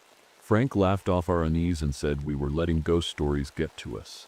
"It's probably just some nut job messing around out here," he said as he kicked over an empty water bottle lying near the tent. But I wasn't so sure. Something about this place felt wrong, like we weren't supposed to be here. The deeper we went into the forest, the stranger things got. Thomas kept finding more of those symbols carved into trees, each one more elaborate than the last. He didn't say much about them, but I could tell by the way his jaw tightened every time he saw one that they weren't good news. The weather started turning against us too. Dark clouds rolled in out of nowhere, and the wind picked up, making the tall pines sway like they were alive. Eleanor checked her GPS and said we were heading toward an area called Mogollon Ridge. I'd heard of it before, a remote part of the forest where hikers sometimes disappeared without a trace. Locals avoided it, calling it cursed or haunted. I never paid much attention to those stories before, but now I wasn't so sure. By late afternoon, we stumbled across something that made my stomach drop, a tree with claw marks running down its trunk. They were deep and jagged like something big had raked its talons across it. But what really got me was the height of the marks. They started at least 8 feet off the ground. What kind of animal could do that? Eleanor asked, her voice barely above a whisper.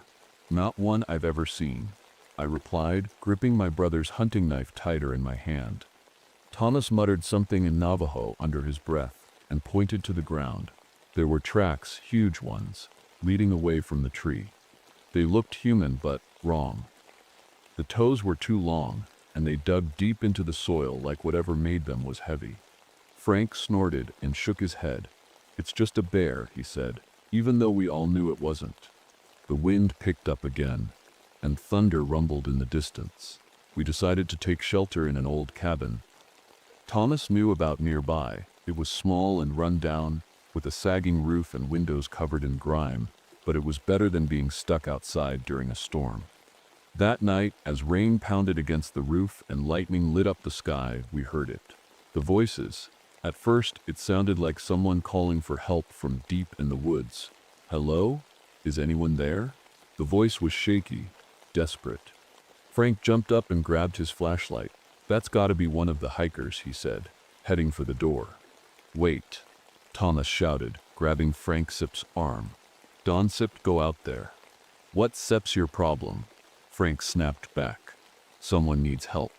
Thomas Sip's face was grim as he said, "That Sip's not them." Before anyone could argue, another voice joined in, a woman this time. "Please help me." It sounded close enough to touch, but far enough to make your skin crawl. Eleanor backed away from the window, her face pale as a sheet. "Raymond, those voices, they sound like they're coming from everywhere." I finished for her. Frank wasn't listening anymore. He yanked open the door and stepped outside into the rain with his flashlight pointed toward the trees. "Frank," I shouted after him, but he didn't stop. The rest of us stayed inside, frozen in place as more voices joined in. A chorus of cries for help echoing through the forest like ghosts trapped between worlds. And then, silence. When Frank finally came back hours later, he wasn't set himself anymore. He was soaked to the bone and shaking like a leaf, his flashlight dangling uselessly from his hand. His eyes stared blankly at nothing, as he muttered over and over again, "It's Seps watching us. It's Seps watching us." Frank didn't say another word after that. He just sat in the corner of the cabin, staring at the ceiling like he was trying to see something none of us could. No matter how much we asked him what happened out there, he wouldn't answer. It was like his mind had shut down completely. The storm finally eased up by morning, but the air felt heavier than before, like the forest itself was holding its breath. We packed up and decided to keep moving, though none of us felt good about it. Thomas led the way, his eyes scanning every shadow and movement around us. It wasn't long before we found something that made my stomach churn, a cave entrance hidden behind a cluster of boulders. The opening was narrow and jagged, like the earth had split apart to make room for it. Thomas stopped dead in his tracks when he saw it, his face pale. "This isn't set right," he said quietly. Eleanor crouched down and pointed to carvings etched into the stone around the entrance, symbols similar to the ones we Sep seen on the trees. "These look ancient," she said, running her fingers over them, like they Sep been here for centuries. I didn't want to go inside, but something told me we had no choice. If we were going to find out what happened to those hikers and what was stalking us, we had to see where this led. The cave was cold and damp, with walls that seemed to close in tighter the farther we went. Our flashlights barely cut through the darkness, casting long shadows that danced like they were alive. The smell hit me first, a sickly sweet stench that made my stomach turn. And then we saw them, the bodies. They weren't just dead, they were hollowed out, their insides replaced with some kind of amber-like substance that glistened in the flashlight beams. Their faces were frozen in expressions of pure terror, their mouths open as if they'd died screaming. Eleanor gasped and covered her mouth, while Thomas muttered something in Navajo under his breath again. Even Frank, who hadn't spoken since last night, let out a low whimper. What could do this?" Eleanor asked, her voice trembling. Thomas turned to us, his expression grim. "The whisper," he said simply. I frowned. "What are you talking about?" He explained as best he could, about an ancient creature from Navajo legends called the Mogollon Whisperer. According to the stories, it stalks its prey for days, feeding on their fear before finally killing them. It's said to mimic voices perfectly and can camouflage itself so well, it's practically invisible among the trees. "Can it be killed?" Eleanor asked. Thomas hesitated before answering, "Only with weapons made from lightning-struck wood." I glanced at my brother's hunting knife in my hand and felt a pang of doubt. It wasn't made from lightning-struck wood, just steel and leather, and I wasn't sure it would do much against something like this. Before we could say anything else, I caught movement out of the corner of my eye, something darting between the trees outside the cave entrance at impossible speeds. I froze and tightened my grip on my knife as Eleanor whispered, "Did you see that?" "Yeah," I replied quietly. Thomas stepped forward cautiously, but stopped short when a sound echoed through the cave, a voice calling out from somewhere deep inside. It was faint at first, but grew louder with each passing second until it sounded like it was right next to us. "Help me." It was Thomas Sip's voice. Hearing Thomas's voice echo through the cave sent chills down my spine. But the problem was, Thomas was standing right next to me. His face went pale, and his hand tightened around the walking stick he carried. "That's not me," he said, his voice barely above a whisper. None of us moved. The voice called out again, this time sounding more desperate. "Please, help me." It was identical to Thomas's voice, down to the gravelly tone and slight accent. Eleanor backed up until she hit the cave wall, her flashlight shaking in her hand. "Raymond? What is that?" I didn't answer because I didn't know. All I knew was that we needed to get out of that cave fast. We scrambled back outside, but the forest didn't feel any safer. The trees seemed taller somehow, their shadows stretching longer than they should have in the afternoon light. The air was thick and humid, making it hard to breathe. Thomas stopped suddenly and pointed to a fallen tree nearby. Its trunk had been split clean in half, and its bark was blackened like it had been struck by lightning. He turned to me and said, "This is what we need." I understood immediately. If the legends were true, and at this point I wasn't about to argue, we needed weapons made from lightning-struck wood to stand a chance against whatever was hunting us. We worked quickly, stripping branches and sharpening them into crude spears with Eleanor's multi-tool. Frank didn't help. He just sat on the ground muttering to himself about something watching him from the treetops. I wanted to shake him out of it, but there wasn't time. As night fell, we set up camp near a clearing with a view of the river below. Thomas said running water might keep the creature away for a while, but none of us felt safe, not even close. That night, Thomas volunteered for first watch while the rest of us tried to get some sleep. I didn't think I'd be able to close my eyes, but exhaustion won out eventually. When I woke up hours later, it was because Eleanor was shaking me awake. Her face panicked. "Raymond," she whispered urgently. "Thomas is gone." I jumped up and grabbed my flashlight, shining it around the camp. His walking stick was lying on the ground near where he'd been sitting, but there was no sign of him anywhere else. "Thomas," I shouted into the darkness. No answer. And then we heard it, his voice calling out from somewhere deep in the forest. "Over here."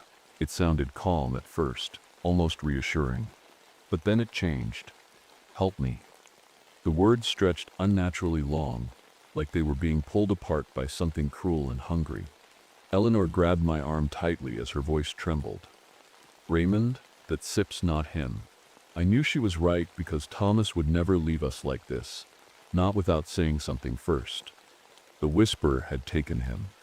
After Thomas disappeared, the forest felt different, like it was alive and watching us. Every sound, every shadow seemed sharper, closer.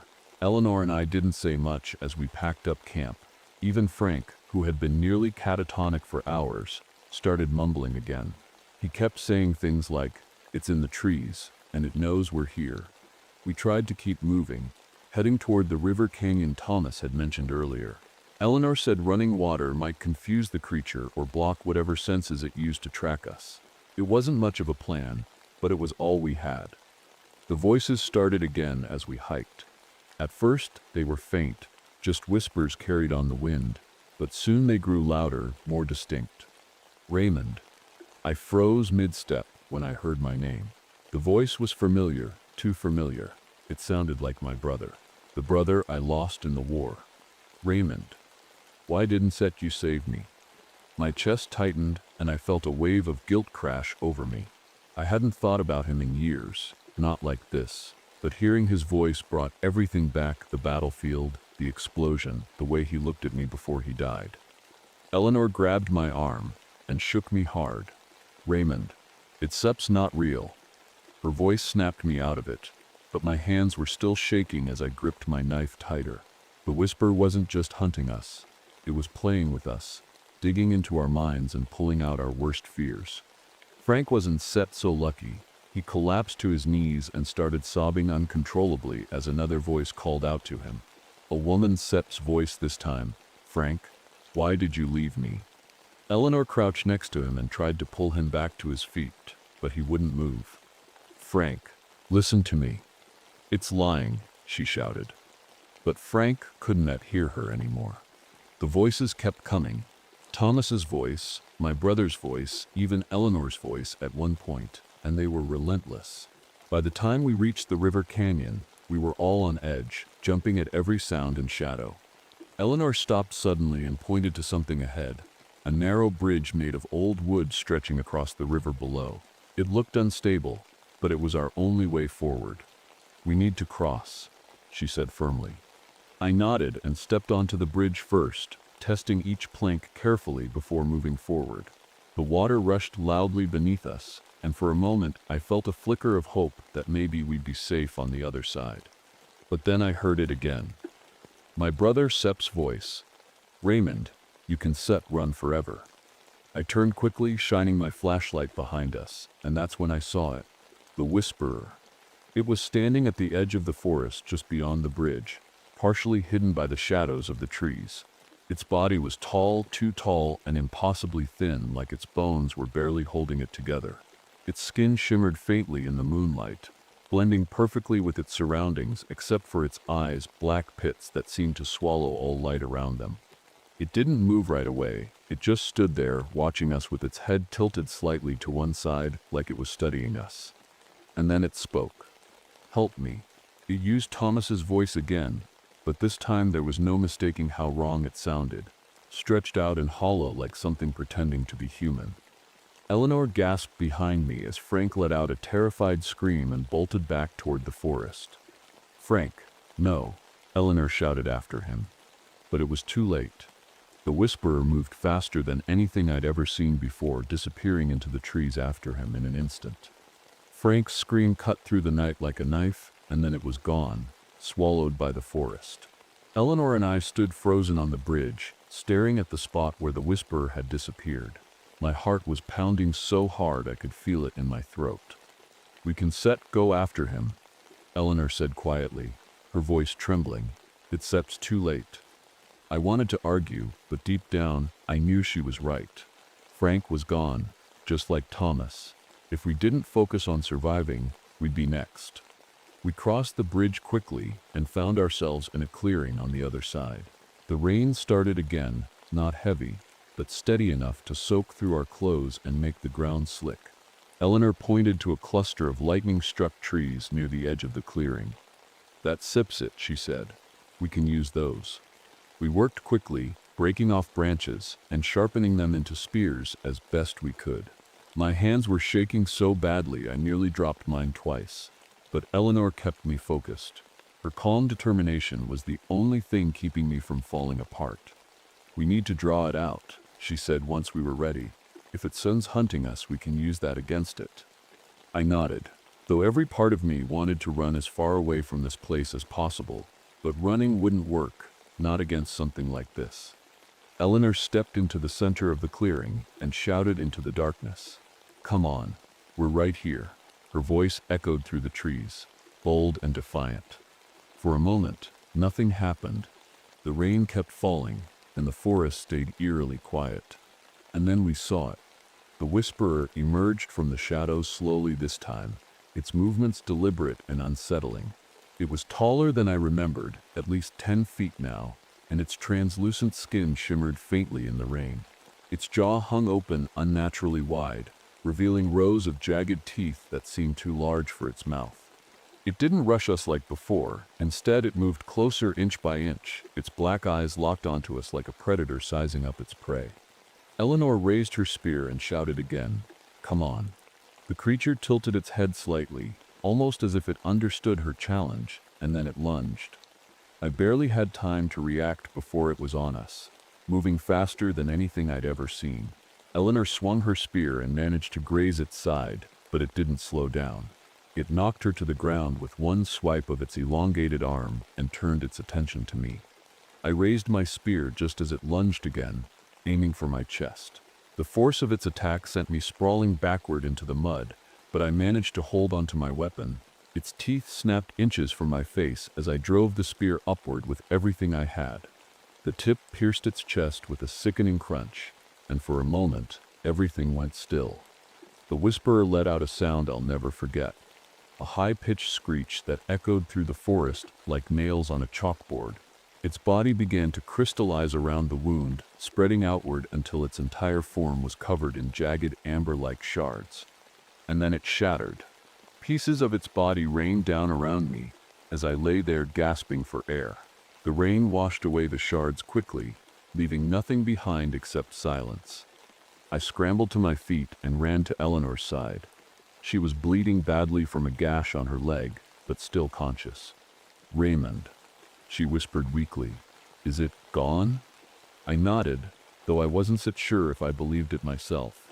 Yeah, it's gone." The forest was quiet again, but it didn't feel peaceful. It felt hollow, like something had been taken from it. Or maybe something had been left behind. I helped Eleanor to her feet, wrapping her arm around my shoulder to keep her steady. She winced with every step, but she didn't complain. We crossed back over the bridge, careful not to look too long at the shadows in the trees. The rain had slowed to a drizzle by now, and the river below roared louder than ever. I kept my spear close, even though the Whisperer was gone, or at least I hoped it was. When we reached the other side, we found Frank's flashlight lying in the mud near the edge of the clearing. It was still on, its beam pointing uselessly into the darkness. But Frank wasn't there, just silence and empty space where he'd been. Eleanor looked at me, her eyes filled with a mix of fear and exhaustion. Do you think it took him?" I didn't answer because I didn't know. And honestly, I wasn't sure I wanted to know. We made our way back to the ranger station slowly, stopping every few minutes to catch our breath or check for movement in the trees. By the time we arrived, the sun was starting to rise again, casting pale light over the forest. It should have felt comforting, but it didn't. Not after what we'd seen. The sheriff met us at the station with a team of deputies and medics. They patched up Eleanor's leg and asked us what happened out there where Frank and Thomas were, why we looked like we'd been through hell. I told them about the Whisperer, about the voices, the cave, and how it hunted us like nothing I'd ever seen before. But they didn't believe me. They said it was probably a bear attack or maybe a mountain lion that got spooked by the storm. "Bears don't hollow out bodies," I told them flatly. The sheriff just shook his head and muttered something about filing a report later. Eleanor didn't say much after that. She sat quietly in one of the medics' trucks, staring out at the forest like she was waiting for something or someone to come back. As for me, I stayed behind at my post. The thought of leaving crossed my mind more than once, but I couldn't do it. Not after everything that happened. Something told me this wasn't over, that whatever we killed wasn't alone out there. A week later, I climbed back up to my fire lookout tower early in the morning. The forest looked normal again. Birds chirping, squirrels darting between branches, but it didn't feel normal. It felt like it was hiding something. As I watched hikers enter the trailhead below, their laughter carrying faintly on the wind, I heard it again, the whispers. They were faint at first, but grew louder as they drifted through the trees like ghosts trapped between worlds. "Raymond." I froze, gripping my brother's hunting knife tightly in my hand as my heart pounded in my chest. The forest was watching me.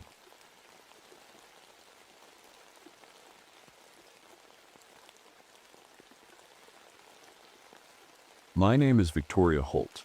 I'm 34 years old, and I work as a park ranger at Mount Rainier National Park in Washington.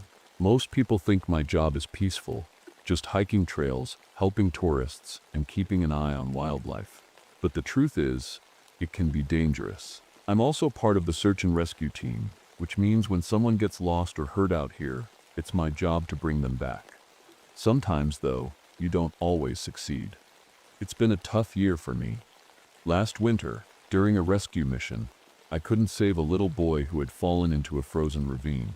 I tried everything I could, but the snowstorm was too strong, and by the time we reached him, it was too late. His parents blamed me, and honestly, I blame myself too. That failure has been haunting me ever since. Today started like any other spring day in the park. The snow was melting earlier than usual this year, and the trails were muddy but manageable. I was patrolling the Paradise Trail, one of the most popular routes for hikers and climbers heading toward Mount Rainier's summit. The air was crisp, and the sun was shining bright. It felt like nature was waking up after a long winter's sleep. But something felt off. As I walked along the trail, I noticed strange marks on some of the trees. They weren't scratches or claw marks like you'd expect from bears or cougars. These trees were broken, snapped cleanly about 15 or 20 feet up, way higher than any animal could reach. It wasn't just one or two trees either. There were several scattered along the trail in odd patterns. I stopped to take a closer look and felt a chill run down my spine. The breaks were too clean to be caused by wind or fallen branches. It looked like someone or something had done this deliberately, but what kind of creature could break trees that high up? As I continued my patrol, I noticed something else strange. Mist forming in the valleys below. Normally, mist is common in the mornings or after rainstorms, but today was clear and sunny, not a cloud in sight, and yet this mist seemed to be creeping up from nowhere. It wasn't natural. It moved like it had a mind of its own, swirling and shifting as if it were alive. I shook off the uneasy feeling and reminded myself that nature can be unpredictable sometimes. Still, I couldn't help but feel like something was watching me out there in the woods. Later that afternoon, I got a call on the radio from my supervisor, Mark. His voice sounded tense. "Victoria, we've got a situation," he said. 4 climbers went missing on the summit route. Experienced guys' last radio contact was hours ago. They said something about mist and movement before the signal cut out. I felt my stomach drop. Missing climbers are always serious, but this sounded different, stranger. I didn't hesitate to volunteer for the search team, even though Mark hesitated before agreeing. "Are you sure you set her up for this?" he asked carefully. "After last winter." "And Sepp fine," I said firmly, though I wasn't entirely sure if that was true. I find them. The search team was small but solid. Dr. Marcus Powell, a geologist in his late 50s who was studying volcanic activity in the park, James Hopkins, one of our rangers and an old climbing partner of mine, and Angie Weston, a wildlife photographer who had been documenting wolverines in the area. James and I had history years ago. We'd been close, maybe too close, but my job always came first, and he couldn't handle the risks I took every day. We drifted apart, though we still worked well together when it mattered.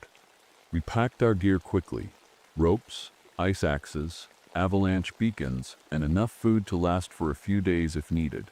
The weather was clear for now, but in the mountains, that could change in an instant.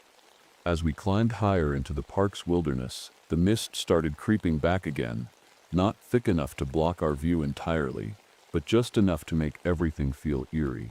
It clung to the valleys like smoke and seemed to follow us as we moved along the trail. Angie pointed out strange signs along the way. More broken trees forming odd shapes like circles or triangles. "This isn't set natural," she muttered, snapping photos with her camera. "Whatever Sepp's doing this, it's Sepp's big." James tried to lighten the mood with jokes about Bigfoot or aliens, but no one laughed. Even Marcus seemed unusually quiet as he studied the ground for signs of volcanic activity or landslides that might explain the mist. By nightfall, we reached the climbers' high camp near Emmons Glacier, the last place they'd been seen before disappearing. What we found there made my heart race. The camp was in total disarray, tents shredded, sleeping bags tossed around like rag dolls, and equipment scattered everywhere. It didn't look like an avalanche or rockfall had hit. It looked like something had torn through with brute force. Marcus crouched near a patch of half-frozen mud and called us over. "Look at this," he said quietly. It was a footprint, huge and deep, with toes like a human's but far too large to belong to any person. The sight of it sent shivers down my spine. Our radios crackled suddenly with faint voices, fragments of what sounded like the climber's last transmission. "It Seps in the mist, moving can Sep see."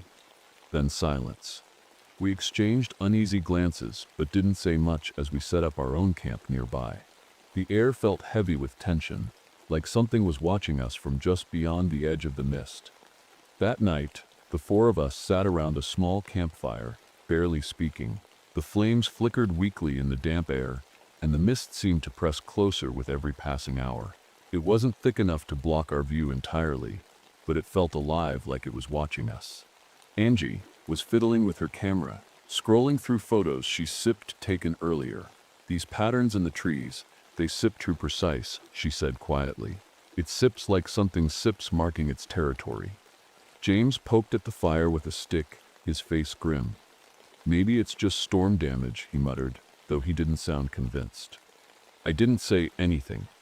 I was too busy thinking about that footprint we'd found. It was still fresh in my mind, too big to be human, too strange to belong to any animal I knew of. As the fire died down, we decided to get some rest before continuing the search in the morning. But sleep didn't come easily. Every little sound, the rustle of leaves, the snap of a twig made my heart race. Around midnight, I woke up suddenly. Something was wrong. The mist had grown thicker, swirling around our camp like a living thing. Our flashlights barely cut through it, and the air felt colder than before. Then we heard it. A low, guttural growl coming from somewhere in the distance. It wasn't loud, but it was deep enough to make my chest vibrate. What was that? Angie whispered, clutching her camera like it could protect her. We all froze, straining our ears for any other sounds. The growl came again, closer this time, followed by a strange cracking noise, like trees being snapped in half. James grabbed his rifle and motioned for us to stay quiet. Stay here, he whispered, but I shook my head and followed him as he crept toward the edge of the camp. We didn't see anything at first, just more mist and shadows, but then something moved. It was fast and massive, darting between the trees like a ghost. I caught only a glimpse, a hulking shape covered in dark fur with long arms that swung as it moved upright on two legs. Did you see that? James hissed, his voice shaking. I nodded slowly, my mouth dry. Whatever it wasn't human, and it wasn't any animal I'd ever seen before. When we returned to camp, Marcus was standing near the fire pit with a strange look on his face.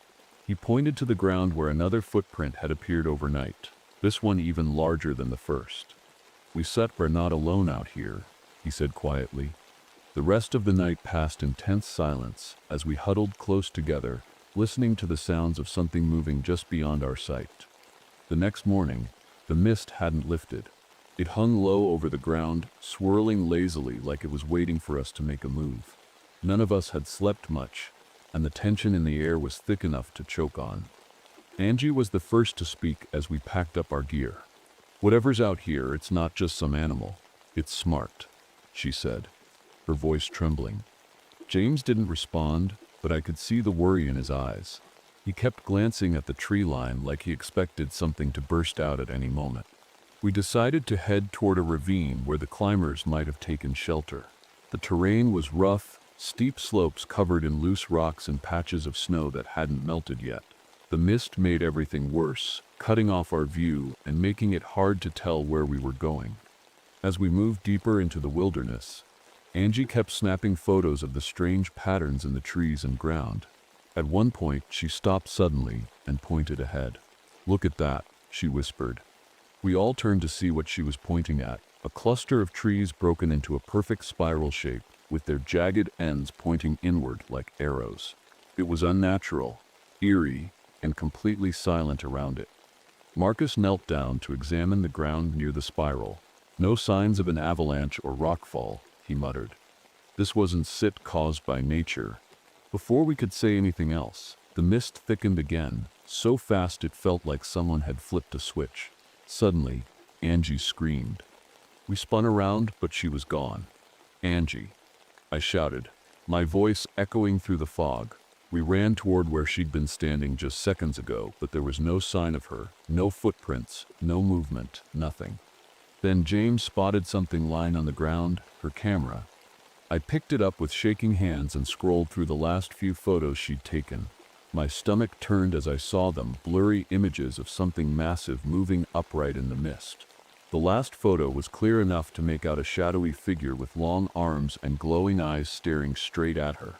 We searched frantically for hours, calling her name and combing through the area, but eventually we found her, or what was left of her.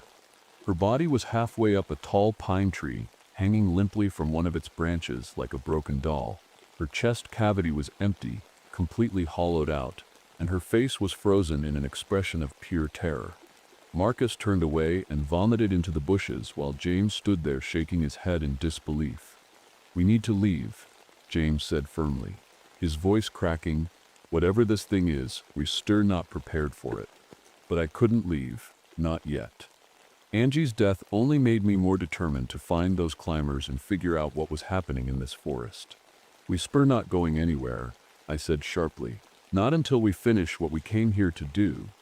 James stared at me like I'd lost my mind, but he didn't argue. Marcus wiped his mouth and nodded weakly, though I could tell he wanted nothing more than to run back down the mountain. As we moved forward into the mist again, I couldn't shake the feeling that we were being hunted and that Angie wouldn't be the last. We pressed on, but the forest felt heavier with every step. The mist was thicker now, wrapping around us like a blanket. It muffled every sound, and even the crunch of our boots on the snow seemed quieter. James was on edge, gripping his rifle so tightly his knuckles turned white. Marcus kept glancing over his shoulder, his breathing shallow. I tried to stay focused, but Angie's hollowed-out body haunted me. Whatever had done that wasn't just dangerous, it was cruel. The ravine was steep and rocky, with patches of ice clinging to the edges. As we descended carefully, the air grew colder, and the mist seemed to pulse, moving like it was alive. Then we heard it. A wet, crunching sound, coming from somewhere below us. It wasn't loud, but it was unmistakable. Something was eating. James held up a hand to stop us and pointed toward a cluster of boulders at the bottom of the ravine. We crouched low and moved slowly, trying not to make any noise. When we rounded the last boulder, we saw it, and my breath caught in my throat. The creature was massive, at least 10 feet tall, with patchy fur that looked matted and dirty. Its body was hunched over a mountain goat it had killed, tearing into its flesh with long claws and teeth that gleamed in the dim light. It wasn't just its size that terrified me, it was its face. It looked almost human, with deep-set eyes that glowed faintly in the mist and a mouth that stretched unnaturally wide as it ate. Marcus let out a strangled gasp, and the creature froze. Its head snapped up, and it turned to look directly at us. Those glowing eyes locked onto mine, and for a moment, I couldn't move. I couldn't breathe. Then it stood up, slowly, and I realized just how big it really was. Its arms hung low like an ape's, but its movements were deliberate and intelligent. This wasn't some mindless animal. It knew exactly what we were. James raised his rifle and fired a shot into the air to scare it off. Big mistake. The creature let out a roar that shook the ground beneath our feet, a sound so deep and guttural it felt like it was inside my chest. The mist thickened instantly, swirling around us so fast I could barely see James or Marcus anymore. "Run," James shouted. But before I could move, I felt something in my head, a wave of fear so intense it nearly knocked me over. It wasn't just panic or adrenaline. It was like the creature was inside my mind, twisting my thoughts and making me see things that weren't real. I saw the boy from last winter, the one I couldn't save, standing in front of me with tears streaming down his face. "You let me die," he whispered. I blinked hard and shook my head, trying to snap out of it. "It's not real," I muttered to myself. "It's not real." When I finally broke free of the hallucination, Marcus was gone. "Marcus!" I shouted into the mist, but there was no answer, just the faint sound of rocks tumbling down the ravine. James grabbed my arm and pulled me away from where the creature had been standing moments ago. "We have to go," he yelled. But I couldn't leave Marcus behind, not without trying to find him first. We searched for hours in the mist, calling his name over and over again until our voices were hoarse. Eventually, we found him, or what was left of him, at the bottom of a cliff. His body was twisted unnaturally on the rocks below, his face frozen in an expression of pure terror. James stared down at him for a long moment before turning away. "This thing is going to kill us all," he he said quietly. I didn't respond. I couldn't. All I could think about was how close we'd come to dying ourselves and how much worse things were going to get if we didn't figure out how to stop this creature. After Marcus's death, James and I didn't say much. We were both shaken, and the mist seemed thicker than ever, wrapping around us like it wanted to pull us in. Every step felt heavier, every sound sharper. We stumbled across an old research cabin late in the afternoon. It was small and weathered, tucked away in a clearing, surrounded by tall pines. The door creaked loudly as we pushed it open, and the inside smelled of damp wood and mildew. James dropped his pack and slumped into a chair near the fireplace, his face pale and drawn. "We're not going to make it out of here," he muttered, staring blankly at the floor. I ignored him and started searching the cabin for supplies, anything that could help us survive or understand what we were dealing with. There were shelves lined with dusty books, old maps pinned to the walls, and a stack of yellowed papers on a desk in the corner. One of the papers caught my eye. It was covered in handwritten notes about strange disappearances in the park dating back decades. The writer described patterns of broken trees, unnatural mist, and sightings of a creature that sounded exactly like what we'd seen. The notes mentioned something else, a connection to celestial events. Every 42 years, during specific meteor showers, this creature would awaken from hibernation, disturbed by changes in its environment. The last cycle had been in 1932, which meant this year was another cycle. I flipped through more pages and found a sketch of the creature, rough but recognizable, and a note about its weakness. Moonlight. The mist it created was less effective under direct moonlight. As I read, I heard James mumbling behind me. At first I thought he was talking to himself, but when I turned around, his eyes were wide and unfocused. "It's Seps here," he whispered. "It's Seps outside." I froze and listened carefully. The mist had thickened again, swirling against the windows like smoke. The air felt colder, heavier. Then I heard it, a faint tapping sound on the roof. James stood up suddenly and grabbed my arm. "We need to leave," he said, his voice shaking.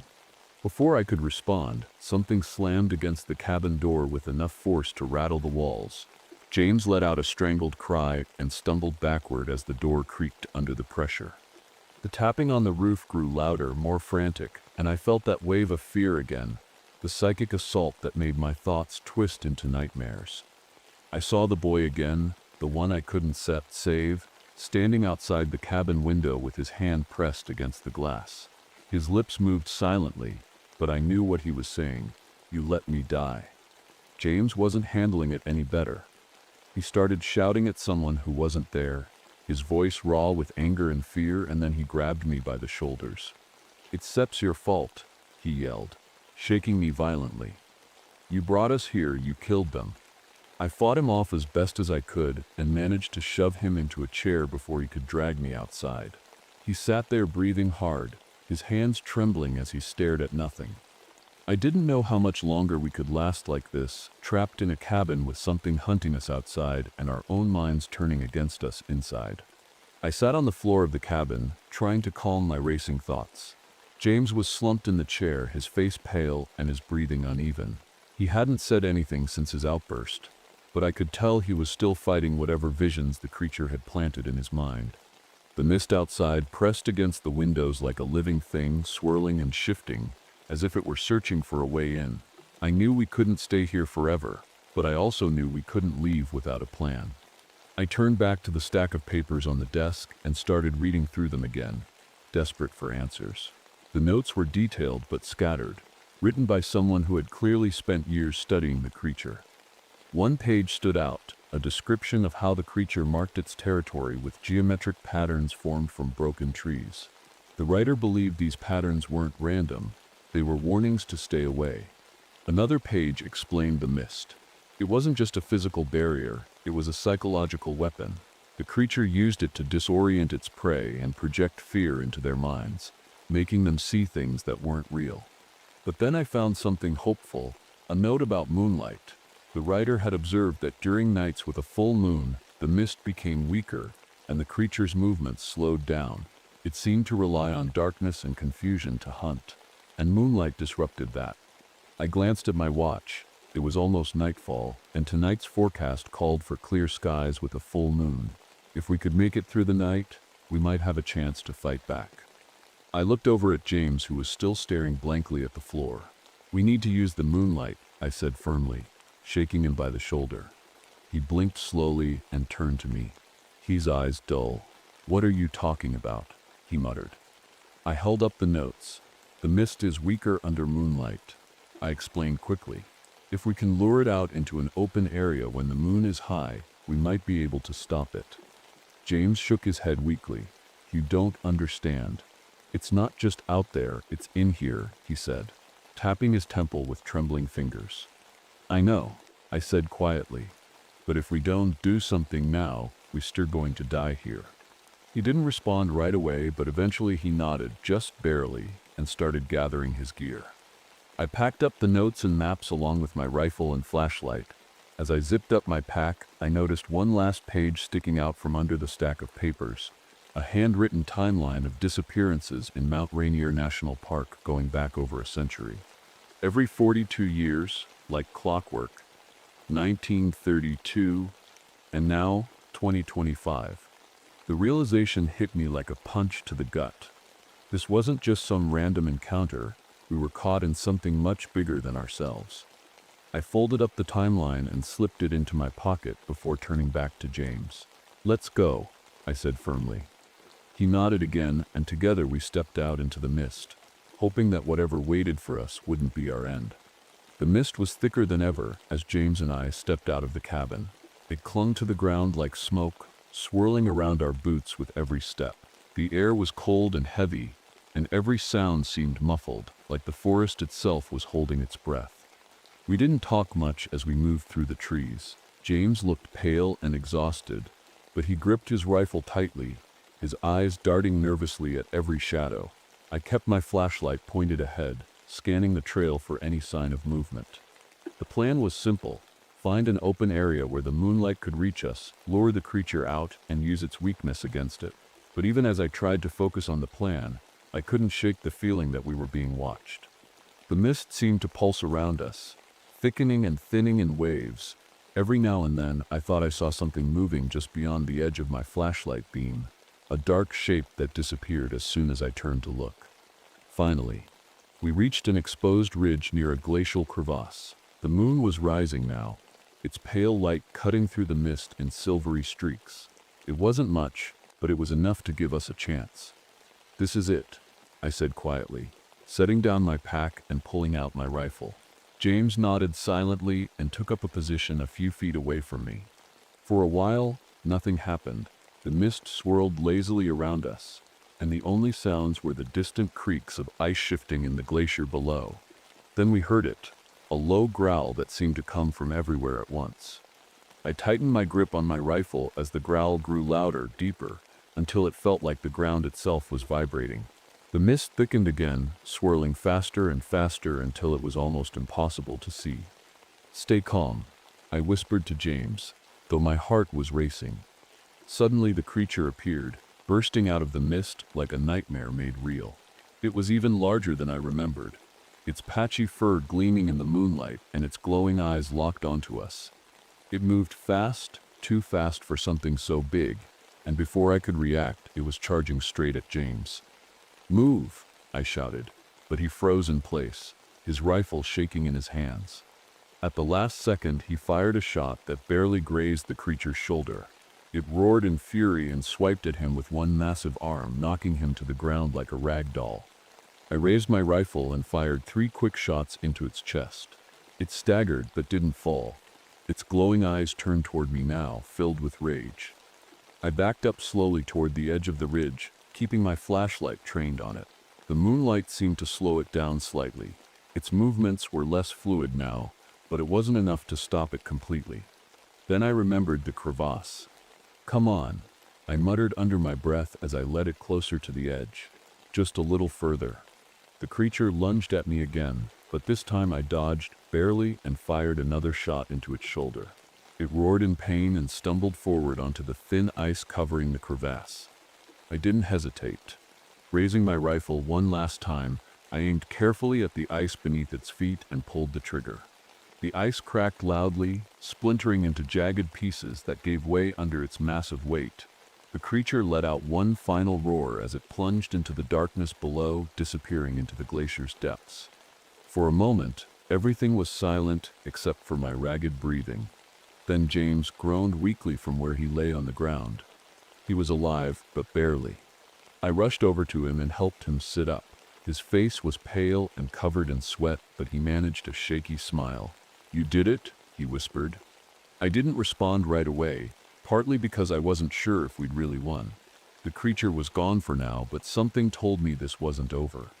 James and I made it back to the cabin just before sunrise. He was weak, barely able to walk, but alive. I patched him up as best as I could, wrapping his wounds and giving him water. He didn't say much, just stared at the floor with a hollow look in his eyes.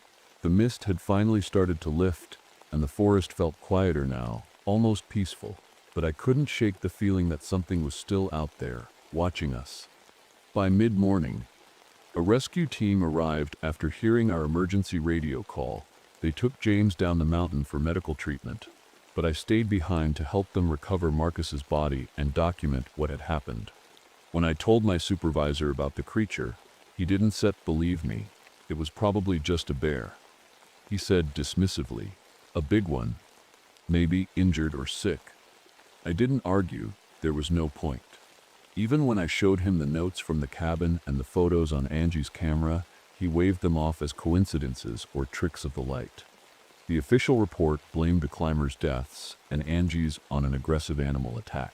Marcus's fall was ruled an accident caused by poor visibility in the mist. But I knew the truth. A few weeks later, after things had settled down, I went back to the cabin alone. I needed closure, or maybe answers. I wasn't sure which. The mist was gone now, and the forest felt normal again. But as I approached the clearing where we'd fought the creature, I stopped in my tracks. There, in the trees ahead of me, was another pattern, a spiral of broken branches pointing inward like arrows. It was fresh. I stared at it for a long time before pulling out the timeline from my pocket, the one with all the dates of disappearances. 1932. I folded it carefully and slipped it back into my pack. Then I took out Angie's camera and burned every photo she'd taken that day. The creature, the mist, everything. Finally, I burned all of the research notes from the cabin except for one page, the one with the date of the next cycle, 2067. As the fire crackled and turned those pages to ash, I couldn't help but wonder if anyone would believe me when that year came around, or if they'd even stand a chance. For now, though, all I could do was leave this place behind and hope that whatever was out there wouldn't wake up again for a long time.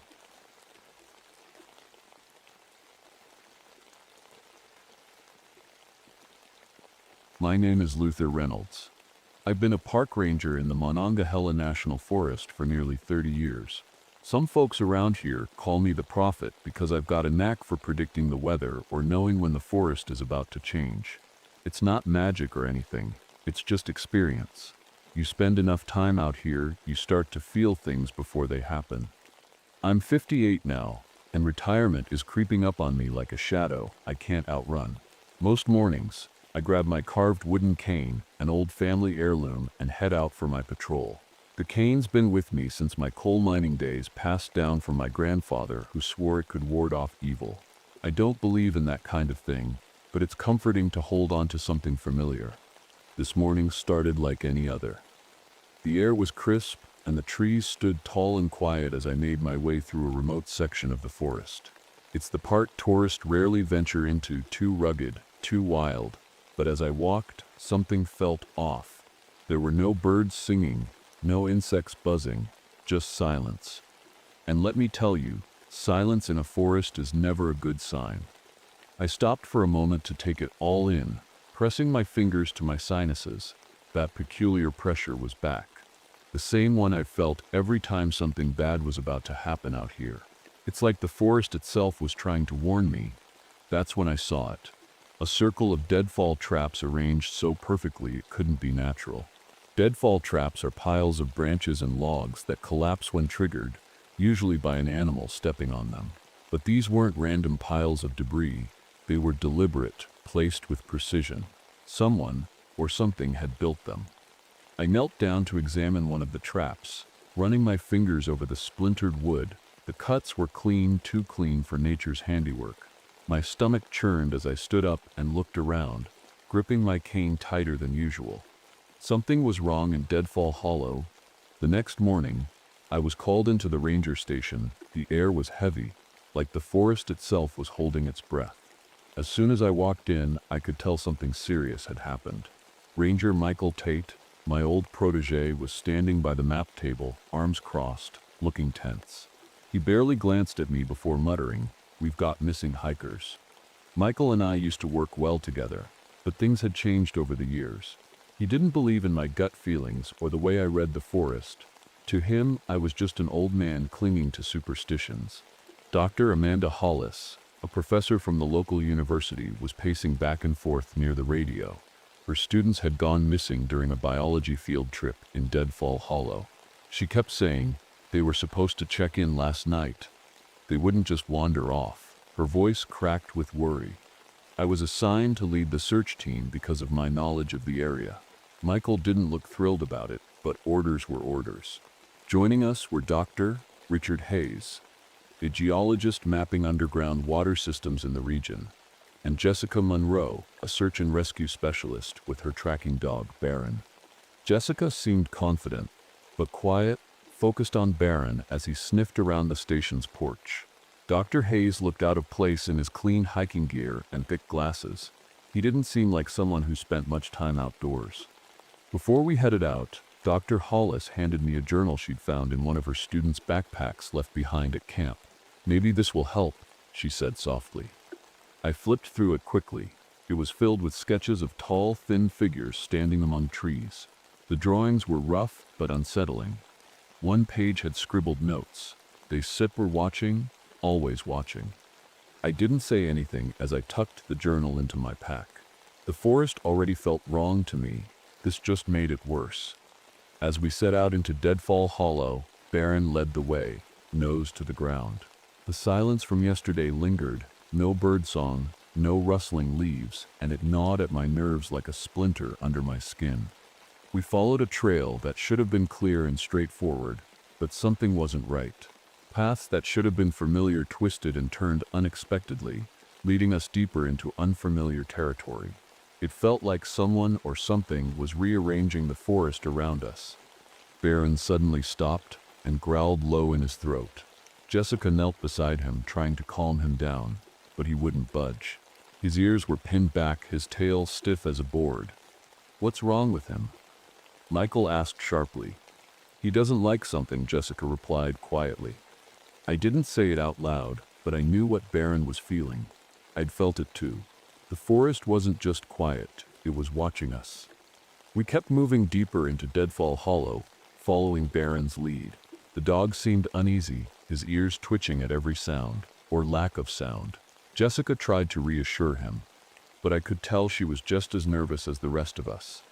After about an hour of hiking, we found something that made us all stop in our tracks. It was a backpack, half buried under a pile of leaves.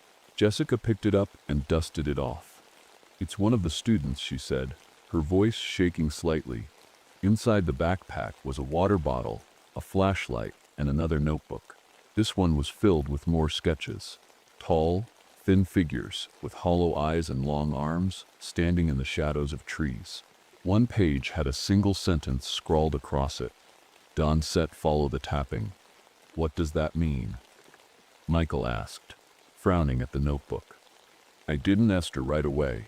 My gut was telling me we were in trouble, but I couldn't explain why without sounding crazy. Instead, I said, "Let's keep moving."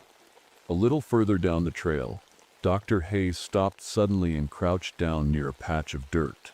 "What is this?" he muttered, holding up a small bone fragment. It was smooth and pale, almost like it had been polished. "It's not from any animal I've seen around here," he added, turning it over in his hands. I took the bone from him and examined it closely. It didn't look natural. It looked crafted somehow, like someone had shaped it deliberately. My grip tightened on my cane as that familiar pressure built in my sinuses again. Baron started barking wildly then, pulling at his leash and refusing to move forward. Jessica tried to calm him down, but he was frantic now, snapping at the air like he could see something we couldn't. "We should turn back," Jessica said firmly, her voice trembling. Michael scoffed. "Turn back? We haven't even found anything yet." "We've found enough," Jessica shot back, holding Baron close. I stepped between them before the argument could escalate. "We keep going?" I said quietly but firmly, "but stay alert." As we walked on, the forest seemed to grow darker even though it was still early afternoon. The trees pressed closer together, their branches twisting like fingers reaching for us.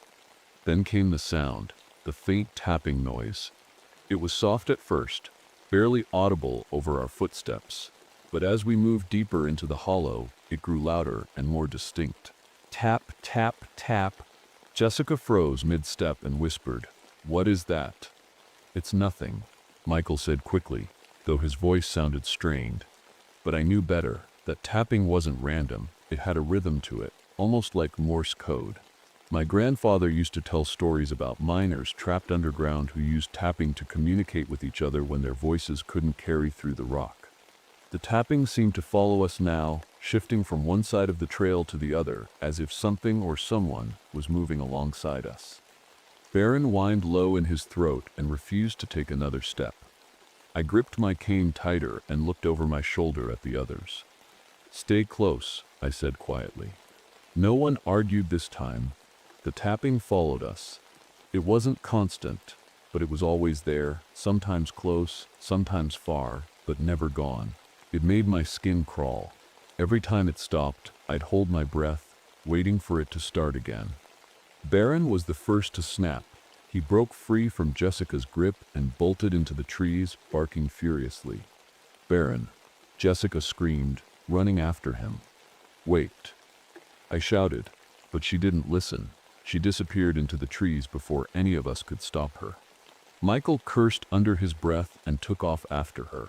Dr. Hayes and I followed, stumbling over roots and rocks as we tried to keep up. The forest seemed darker now, the air heavier. We found Jessica a few minutes later, standing completely still in a small clearing. Her face was pale, her hands trembling as she pointed at something ahead of her. It was Baron, or what was left of him. He was impaled on a wooden spike trap, his body limp and lifeless. The trap looked freshly made, the wood sharp and clean like it had been carved just moments ago. Jessica dropped to her knees, sobbing uncontrollably. "No, no. This can't be happening," she whispered. Michael turned away, muttering something under his breath that sounded like a prayer. Dr. Hayes just stood there, frozen in shock. I knelt beside Jessica and put a hand on her shoulder. "I'm sorry," I said quietly. It felt like such an empty thing to say. But what else could I do? "We need to leave," Michael said suddenly, his voice sharp and panicked. "This isn't right. None of this is right." "We can leave," Jessica snapped through her tears, glaring at him. "We haven't found the students yet. They were gone." Michael shouted back. "Don you get it? Whatever out here, it's not going to let us leave either." "Enough," I barked, standing up and gripping my cane tightly. "Both of you calm down." The tapping started again then, louder this time, closer. Tap, tap, tap, tap. It echoed around us, coming from every direction at once. "What is that?" Dr. Hayes whispered, his voice barely audible. "It's them," I said before I could stop myself. "Them?" Michael asked, his eyes wide with fear. "The hollow men," I replied quietly. Jessica stared at me like I lost my mind. "What are you talking about?" I hesitated for a moment before answering. "There's an old legend about this place, about miners who were trapped underground and made some kind of deal to survive. They became something else, something unnatural." "That's ridiculous," Michael said quickly, shaking his head. "Is it?" I asked, gesturing toward Baron's body and the trap that killed him. No one said anything after that. The tapping grew louder still, circling us like a predator stalking its prey. "We need to move," I said finally. "Now?" Jessica wiped her tears and nodded silently. Michael didn't argue this time. As we left the clearing, I couldn't shake the feeling that we were being watched by something that didn't belong in this world. We kept moving, but the forest seemed to close in around us. The trees were thicker, the shadows darker, and the air felt heavy, like it was pressing down on my chest. No one spoke. Even Michael, who always had something to say, stayed quiet. The tapping followed us. It didn't stop, didn't fade, it was constant, now. Shifting from one side of the trail to the other, tap, tap, tap, tap. It was almost rhythmic, like it had a purpose. After what felt like hours, we stumbled upon a waterfall hidden deep in the hollow.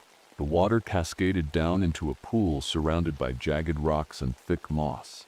Behind the waterfall was a dark opening, a cave. Jessica stopped and stared at it. "Do you think they're in there?"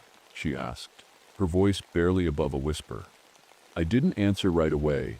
My gut told me this cave was important, but it also screamed at me to stay away. Still, we had no choice. If the students were anywhere, it was here. Dr. Hayes stepped forward eagerly, his flashlight already in hand. "This could be part of the old mining tunnels," he said. "I've been looking for something like this for weeks. Be careful," I warned him. He nodded and crouched down to squeeze through the narrow opening behind the waterfall. The rest of us followed reluctantly, one by one. Inside, the air was damp and cold, and the walls glistened with moisture. The cave smelled like earth and decay, a smell that made my stomach turn. Dr. Hayes shined his flashlight along the walls, revealing ancient mining tools scattered across the ground, rusted pickaxes, broken lanterns, and piles of rubble. There were markings on the walls too, strange symbols carved into the rock that looked like they'd been there for decades. "What are these?" Jessica asked, running her fingers over one of the carvings. "Old mining symbols," Dr. Hayes replied, "but these don't make sense." He frowned as he traced one with his finger. We moved deeper into the cave until we reached a narrow tunnel barely wide enough for one person to fit through. "I'll check it out," Dr. Hayes said eagerly before anyone could stop him. "Wait." I called after him, but he was already squeezing through the tight space. His flashlight beam disappeared around a corner, leaving us in near darkness. Minutes passed, long enough for my nerves to start fraying, and then we heard it, a scream. It echoed through the tunnel, sharp and sudden, cutting off as quickly as it started. "Hayes," Michael shouted, but there was no response. Instead, we heard tapping. Soft at first, but growing louder with each passing second. Tap, tap, tap. Jessica grabbed my arm.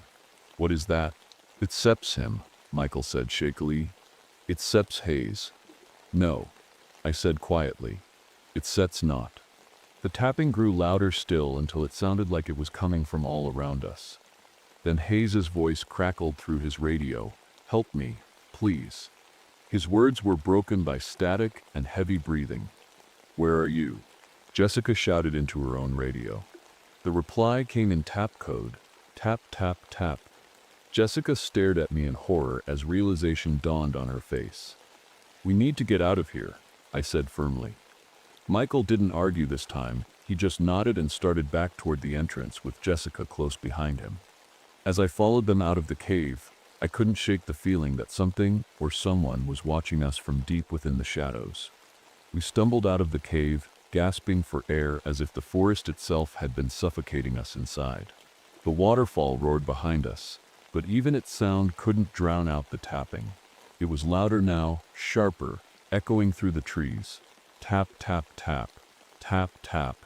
Jessica clutched her radio tightly, her knuckles white. "That wasn't Hayes," she whispered. "It couldn't have been." Michael didn't respond. He was pacing back and forth, muttering to himself.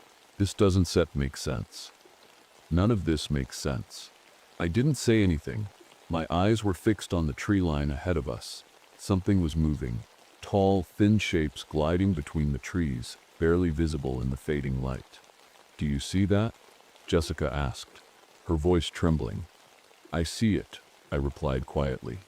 The figures were impossibly tall and gaunt, their translucent skin glowing faintly in the dim light. They moved silently, their hollow bones bending and contorting as they slipped through gaps in the trees that no human could fit through. Michael froze mid-step, his eyes wide with fear. What? What are they? The hollow men, I said softly. Jessica turned to me, her face pale. You keep saying that. What does it mean? I hesitated before answering.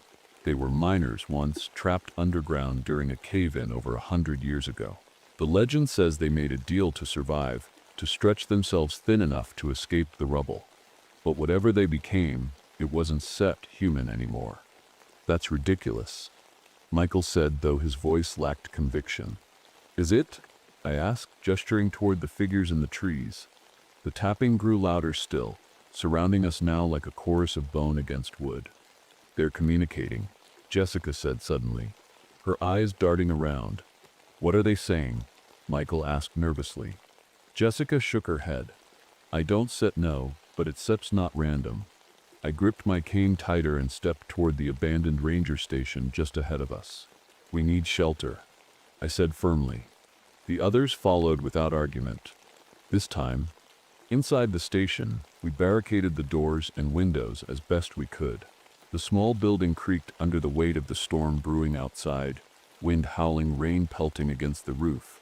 But it wasn't the storm we were worried about. Through the cracked glass of one window, I saw them again, the hollow men. They were closer now, their gaunt forms barely visible in the shadows of the trees. Their movements were slow and deliberate, their hollow eyes fixed on the station. Then came the tapping, on the walls this time. Tap, tap, tap, tap. It was so loud now that it felt like it was inside my head. They're trying to get in, Michael whispered, his voice shaking. No, I said quietly. They said trying to tell us something. Jessica stared at me in disbelief. Tell us what? I didn't answer right away. Instead, I focused on the rhythm of the tapping. It wasn't random. It was deliberate. My grandfather had taught me old mining emergency codes when I was a boy, and this pattern was familiar. They dispersed, warning us, I said finally. Warning us about what? Michael asked nervously. I looked out at the figures again, and felt that familiar pressure in my sinuses, the one that always meant danger was close. About a debt? I replied softly. A debt that SEP's about to be collected. The rain hammered against the ranger station, but it was the tapping that kept us frozen in place. It wasn't just coming from the walls anymore. It was on the roof, the windows, even the floor beneath our feet. Tap, tap, tap. Jessica sat on the floor, her hands gripping her knees as she stared at the door. Michael paced back and forth, muttering to himself like a man on the edge of losing it. Dr. Hayes was gone, and Barron was dead. We were running out of time. I tried to focus, pulling old records off a dusty shelf in the corner of the room. Most of them were water-damaged and barely legible, but one file caught my eye, an incident report from 1912. Listen to this, I said, my voice cutting through the tension in the room. There was a mining disaster in Deadfall Hollow over 100 years ago. 23 miners were trapped underground after a cave-in. The official report says their bodies were never recovered.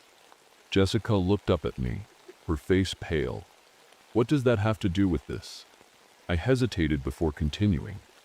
There's SIPs more. Local legends say those miners didn't die down there. Not right away. They made some kind of pact to survive. Michael stopped pacing and stared at me. What kind of pact? I shook my head slowly. No one knows for sure. But whatever they did to escape, it changed them. Jessica Sepp's voice trembled as she asked, change them into what? I didn't instead answer, because we already knew. Michael grabbed one of the records from my hands and flipped through it angrily. This is insane. You're telling me those things out there are miners from over a century ago? That Sepp's impossible. Is it? I asked quietly. Before anyone could respond, Jessica gasped and pointed at something on the floor, a photograph tucked into one of the files. It was an old black and white image of a group of miners standing outside an entrance to Deadfall Hollow. Their faces were grim, their clothes covered in soot and dirt. Jessica's hand shook as she held up the photo for us to see. "Look at this," she whispered. One of the miners was wearing a pocket watch, and it looked exactly like the one my grandfather used to carry. My stomach dropped as memories flooded back.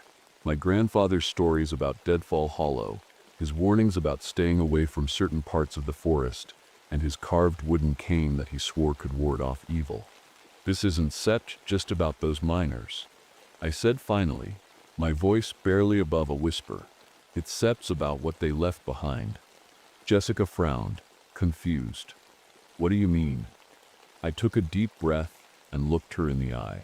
"The missing students, they stir all descendants of mine owners who refused to help those trapped miners." Michael stared at me like I said to lost my mind. "You stare saying this is revenge, after all these years?"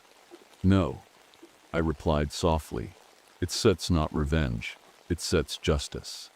The tapping grew louder then, so loud it felt like it was vibrating through my bones. Jessica stood up suddenly, her face pale but determined. "We need to find those students before it sets too late." I nodded and grabbed my cane tightly as we prepared to leave the station. Outside, the Hollow Men were waiting, but this time they weren't hiding in the shadows. They were standing in plain sight. We stepped outside into the storm, but the rain wasn't what chilled me. It was the Hollow Men. They stood motionless among the trees, tall and gaunt, their translucent skin glowing faintly in the darkness. Their hollow eyes seemed to pierce right through us, as if they could see every secret we'd ever tried to hide. Jessica clutched her flashlight tightly, her breathing shallow. Michael froze in place, his eyes darting between the figures like he was trying to convince himself they weren't real. "They Setra just standing there," Jessica whispered. "Why aren't Set they coming closer?" "They don't Set need to," I replied quietly. "They stir waiting." "Waiting for what?" Michael snapped, his voice shaking. "For us to make a mistake," I said. We started moving again, following the trail deeper into Deadfall Hollow. The Hollow Men didn't follow us, not directly, but I could feel them watching, their presence pressing down on us like a weight I couldn't shake. Michael began muttering to himself as we walked, his voice barely audible over the rain and tapping sounds that never stopped. At first I thought he was just talking out of fear, but then his words became clearer. "It's my dad," he said suddenly, stopping in his tracks. Jessica turned to him, confused. "What are you talking about?" "My dad," Michael repeated, staring into the darkness ahead of us. "I can hear him." I frowned and stepped closer to him. "Michael, your dad Sit's been gone for years." "I know that," he snapped, his voice trembling. "But I can hear him. He Sip's calling me." Jessica grabbed his arm. "Is Sip's not real," she said firmly. "Is Sip's them. They Sips are messing with your head." Michael pulled away from her and stumbled toward the trees, shouting into the darkness. "Dad, where are you?" "Michael," I called after him, but it was no use. He was gone. Jessica turned to me, panic in her eyes. "What do we do?" "We keep moving," I said firmly. "If we stop now, we stare dead." She nodded reluctantly, and we continued down the trail. The tapping grew louder as we walked, so loud it felt like it was inside my head now. My grip on my cane tightened as memories of my grandfather flooded back, his warnings about Deadfall Hollow, his stories about miners who stretched themselves thin to escape death. The pressure in my sinuses grew unbearable, and for a moment, I felt like I couldn't breathe. Jessica stopped suddenly and pointed ahead of us. "Look." There was a faint light in the distance, a flickering glow that seemed to pulse like a heartbeat. "It Seps them," she whispered. "No," I said quietly. "It Seps something else." We moved toward the light cautiously, our footsteps slow and deliberate. As we got closer, I realized what it was, a circle of lanterns surrounding a group of people sitting motionless on the ground. The missing students. They were alive, but barely. Their faces were pale and blank, their eyes staring straight ahead as if they were trapped in some kind of trance. Jessica rushed forward to check on them while I stood back, scanning the area for any sign of movement. The tapping stopped suddenly, replaced by silence so complete it made my ears ring. Then came the sound of bones cracking, a sickening noise that sent chills down my spine. I turned slowly and saw them, the hollow men emerging from impossibly small cracks in the trees and rocks around us. They were closer now, close enough for me to see every unnatural detail of their contorted bodies. One of them stepped forward slowly, and that's when I saw it. He was wearing my grandfather Sip's pocket watch. I froze, staring at the hollow man wearing my grandfather's pocket watch. The chain dangled from his thin, translucent wrist, swaying with every unnatural movement he made. My breath caught in my throat as the realization hit me like a punch to the gut. "Luther," Jessica whispered urgently, her voice trembling. "What do we do?" The hollow men surrounded us now, emerging from cracks in the rocks and trees, their bodies bending and twisting in ways that defied logic. They didn't rush us, they didn't need to. Their presence alone was enough to paralyze us with fear. I gripped my cane tightly and stepped forward, my heart pounding so hard I thought it might burst. "You're here for me, aren't you?" I said, my voice shaking but steady enough to be heard. Jessica turned to me, her eyes wide with confusion. "What are you talking about?" I didn't take my eyes off the hollow man as I spoke. My grandfather, he was part of the mining company that owned Deadfall Hollow. He knew about the cave-in, he knew those miners were trapped, but he didn't do anything to help them. Jessica stared at me in shock. "How do you know that?" I swallowed hard and nodded toward the hollow man with the pocket watch. "Because he told me years ago, he said there was a debt that would have to be paid someday." The hollow men moved closer now, their hollow eyes fixed on me. Michael stumbled out of the shadows suddenly, his face pale and drenched in sweat. "They're not going to stop," he muttered, his voice barely audible. "Michael," Jessica said, rushing toward him, but he waved her off. "They want him," Michael said, pointing at me. "They want Luther." Jessica turned to me, her face pale. "You can sit, let them take you." I shook my head slowly and looked at her with a sad smile. "It's not about what I let them do, it's about what has to be done." The hollow men stopped just a few feet away from us now, their tapping replaced by an eerie silence. I stepped forward and held out my cane, the one my grandfather had carved all those years ago. "Take me," I said quietly. Jessica grabbed my arm desperately. "No, there has to be another way." "There isn't," I replied softly. "This is the only way to save them." The hollow men moved closer still, their hollow eyes locked on me as they reached out with their impossibly long arms. But before they could touch me, Michael shouted suddenly and ran toward the mineshaft entrance just behind them. "Michael!" Jessica screamed. He turned back to us briefly, his face filled with determination. "Get out of here. Now."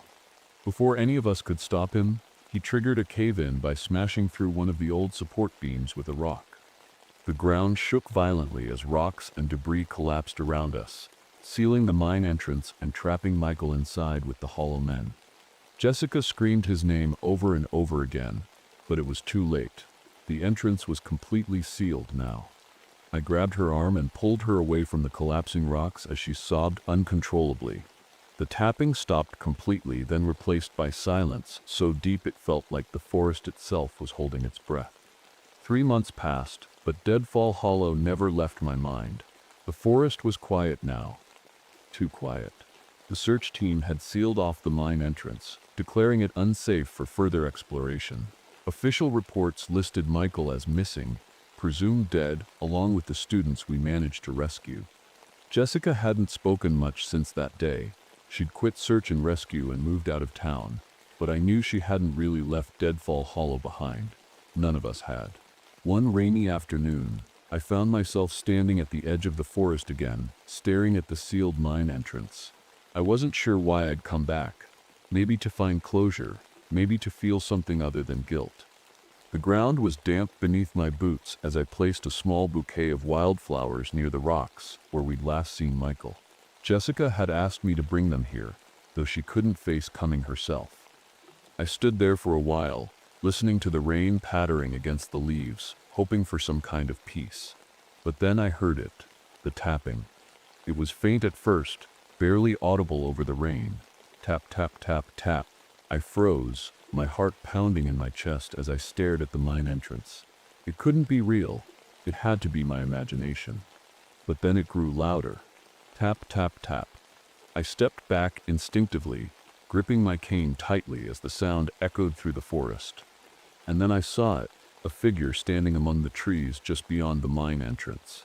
It was tall and thin, its translucent skin glowing faintly in the dim light. It wasn't set moving, it was just watching. My breath caught in my throat as I realized what it was carrying. My cane. The carved wood looked worn but familiar, swinging gently in its bony hand as it stood motionless in the shadows. I wanted to run, I wanted to scream, but I couldn't move. My feet felt rooted to the ground as the tapping grew louder still, spreading through the forest like a ripple in still water. The figure turned slowly and disappeared into the trees without a sound. I stood there for what felt like hours before finally turning away and walking back toward town, my heart heavy with a truth I couldn't escape. Deadfall Hollow wasn't set finished. Not yet. In the distance behind me, the tapping continued, soft and steady, like a heartbeat echoing through the forest. Tap, tap, tap.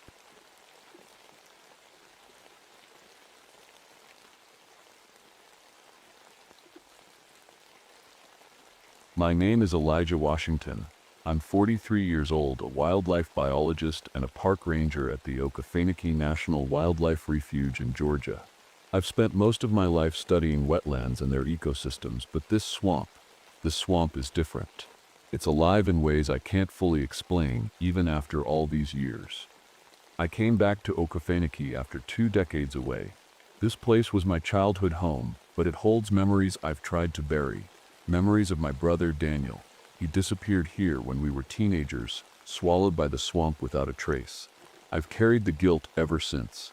Maybe that's why I came back to find answers, or maybe just some peace. The swamp is quiet, almost too quiet today. The air is thick with humidity, and the smell of damp earth clings to me as I steer my boat deeper into the refuge. I'm here to conduct water quality tests, but honestly, I'm just looking for excuses to stay out here longer. There's something about the swamp that feels like home, even with its secrets and shadows. As I dip my testing equipment into the murky water, I notice something strange, a patch of vines twisting unnaturally fast around a nearby cypress tree. The movement is subtle at first, almost like they're breathing. My heart skips a beat when I see a deer struggling nearby, its legs tangled in those same vines. The poor thing looks terrified, but as soon as I approach, the vines retreat into the water like snakes slithering away. I freeze for a moment, trying to process what I just saw. Plants don't move like that. Not unless there's wind or something pulling them, but there's no wind here, not even a breeze. The swamp feels still, like it's holding its breath. I push my boat further into the refuge, following what looks like a narrow path formed by cypress trees leaning toward each other. It's strange. This path wasn't here before. I know this area like the back of my hand. I've mapped it dozens of times. Yet these trees seem to have rearranged themselves overnight. The deeper I go, the more uneasy I feel. The swamp isn't just alive, it's watching me. The next morning, I was back at the ranger station, sorting through my notes from the previous day. I couldn't stop thinking about those vines and the strange path in the swamp. I wanted to go back and investigate, but something told me to wait. That's when the call came in. A documentary film crew had gone missing. They were shooting a segment on rare bird species deep in the refuge and hadn't checked in for over 24 hours. Their last transmission was odd. The dispatcher played it for me. We stutter seeing moving trees, paths that change. This doesn't make sense. Then silence. I felt a chill run down my spine. Moving trees, changing paths. It sounded ridiculous, but after what I'd seen yesterday, I wasn't so sure anymore. The park authorities organized a search party, and I was put in charge. The team was small but capable. There was Dr. Layla Jenkins, a botanist studying accelerated plant growth in the refuge. Ranger Darius Wells, my childhood friend who knew this swamp better than anyone. Teresa Alvarez, a tech specialist with drones and tracking equipment, and Marcus Green, a local guide who could navigate even the trickiest waterways. We set out early, hoping to find the crew before nightfall. The swamp was eerily quiet again, the only sounds coming from our boat's motor and the occasional splash of water. As we moved deeper into the refuge, I couldn't shake the feeling that we were being watched. It didn't take long to find their boat. It was abandoned near a cluster of cypress trees. Cameras and equipment were still inside, but there was no sign of the crew. Teresa pulled up their last footage on one of the cameras, and what we saw made my stomach turn. The video showed glimpses of something humanoid but not human. It was tall and thin, made entirely of vines and swamp vegetation. Its movements were jerky but deliberate, like it was watching them from a distance. The crew's voices in the background sounded panicked. "What is that thing?" one of them whispered. The video cut off abruptly. "Could be a prank," Marcus said, though his voice lacked conviction. "It's not a prank," Darius muttered under his breath. I looked at him sharply. "You know something?" He hesitated before answering. "There sips an old legend around here about a green man, a creature that lives in the swamp and takes people who wander too far." "Come on," I said, trying to keep my voice steady. "Legends don't make vines move or paths disappear." But deep down, I wasn't so sure anymore. We decided to camp nearby and continue searching in the morning. That night, strange things started happening. Vines appeared on our tents and equipment, vines that hadn't been there when we set up camp. Our GPS devices stopped working, leading us in circles when we tried to test them. Teresa sent up one of her drones to get an aerial view of the area. When she showed us the footage later, my heart sank. The vegetation below formed geometric patterns, circles and lines that looked deliberate, like they were guiding us somewhere. Somewhere we didn't want to go. The next morning, the swamp felt heavier, like the air itself was pressing down on us. None of us had slept well. Every creak of the trees, every rustle of leaves had kept us on edge. Marcus swore he heard whispers during the night, but no one else admitted to hearing them. We packed up quickly and continued the search. The deeper we went, the stranger things became. The cypress trees seemed taller, their roots twisting into unnatural shapes. The water turned darker, almost black, and smelled faintly of decay. Then we found something that stopped us cold. The film crew's cameras were still running. They'd been left in a small clearing, surrounded by thick vines. Teresa played back the footage, and what we saw made my stomach churn. The camera showed the crew walking through the swamp, their voices tense as they argued about which direction to go. Then the vines started moving, slowly at first, then faster, wrapping around their legs and arms. The crew screamed and fought to break free, but it was no use. The last shot showed a humanoid figure made of vines standing in the distance, watching them silently. "Turn it off," Layla said, her voice shaking. Teresa hesitated before shutting off the camera. "We're not alone here," Marcus muttered. I didn't respond. I didn't know how to respond. As we pushed further into the swamp, strange things kept happening. Our compasses spun wildly, refusing to point north. The GPS devices still didn't work, and even Teresa's drones started acting up, flying in circles, no matter how she tried to control them. At one point, we came across old survey markers carved into trees. They were warnings written in multiple languages: English, Spanish, even Cherokee. One of them read, "Turn back now." Darius stared at the marker for a long time before speaking. "My grandfather used to tell me stories about this place," he said quietly. "He said there sips a part of the swamp that doesn't want people here." "What does that mean?" Layla asked. "It means we shouldn't be here," he replied. But turning back wasn't an option, not yet. That night, I had a dream about my brother. He was standing in the swamp, calling my name over and over again. His voice sounded distant but desperate, like he needed me to find him. When I woke up, I realized I was sweating and shaking. I didn't tell anyone about the dream, not yet. The swamp felt different the next day, like it was alive and aware of us. The air was heavier, the shadows darker, and the silence more oppressive. Even the birds seemed to have stopped singing. We moved cautiously, following what we hoped was a path forward. But every time we thought we were making progress, something would change. A tree that wasn't there before, a patch of water that seemed to stretch endlessly. It was like the swamp itself was playing tricks on us. As we trudged through the muck, Darius walked up beside me. He had that look on his face, the one he always got when he wanted to say something but didn't know how. "You've been quiet," he said finally. "Just thinking." I replied, though it wasn't the whole truth. "You had another dream, didn't you?" he asked. I stopped in my tracks and stared at him. "How did you know?" He shrugged. "I know you, Elijah. You've been dreaming about your brother ever since we got here." "Haven't set you?" I didn't answer right away. Finally, I nodded. "He's calling to me, Darius. In my dreams, he's out here somewhere." Darius sighed and looked around the swamp like he was searching for something. "My grandfather used to say this place remembers people," he said quietly. "It holds on to them, especially if they are lost or taken." "Taken?" I asked sharply. He hesitated before answering. "The green man," he said finally. "That's what my grandfather called it. He said it takes one person every generation, someone who gets too close to its territory." I wanted to dismiss it as just another legend, but after everything we'd seen so far, I couldn't ignore it anymore. We pressed on in silence until Teresa called out from behind us.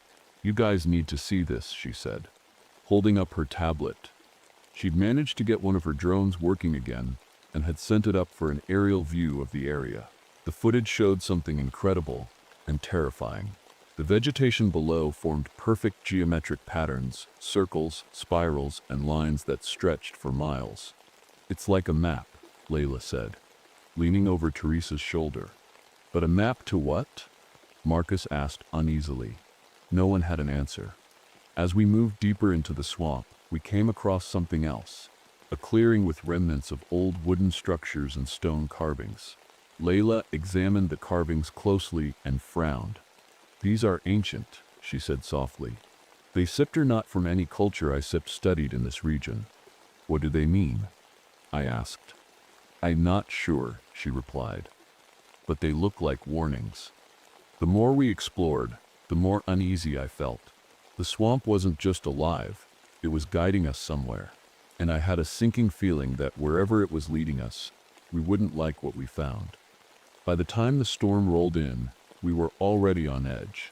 The sky turned a sickly shade of gray, and the wind picked up, rustling the trees like they were whispering to each other.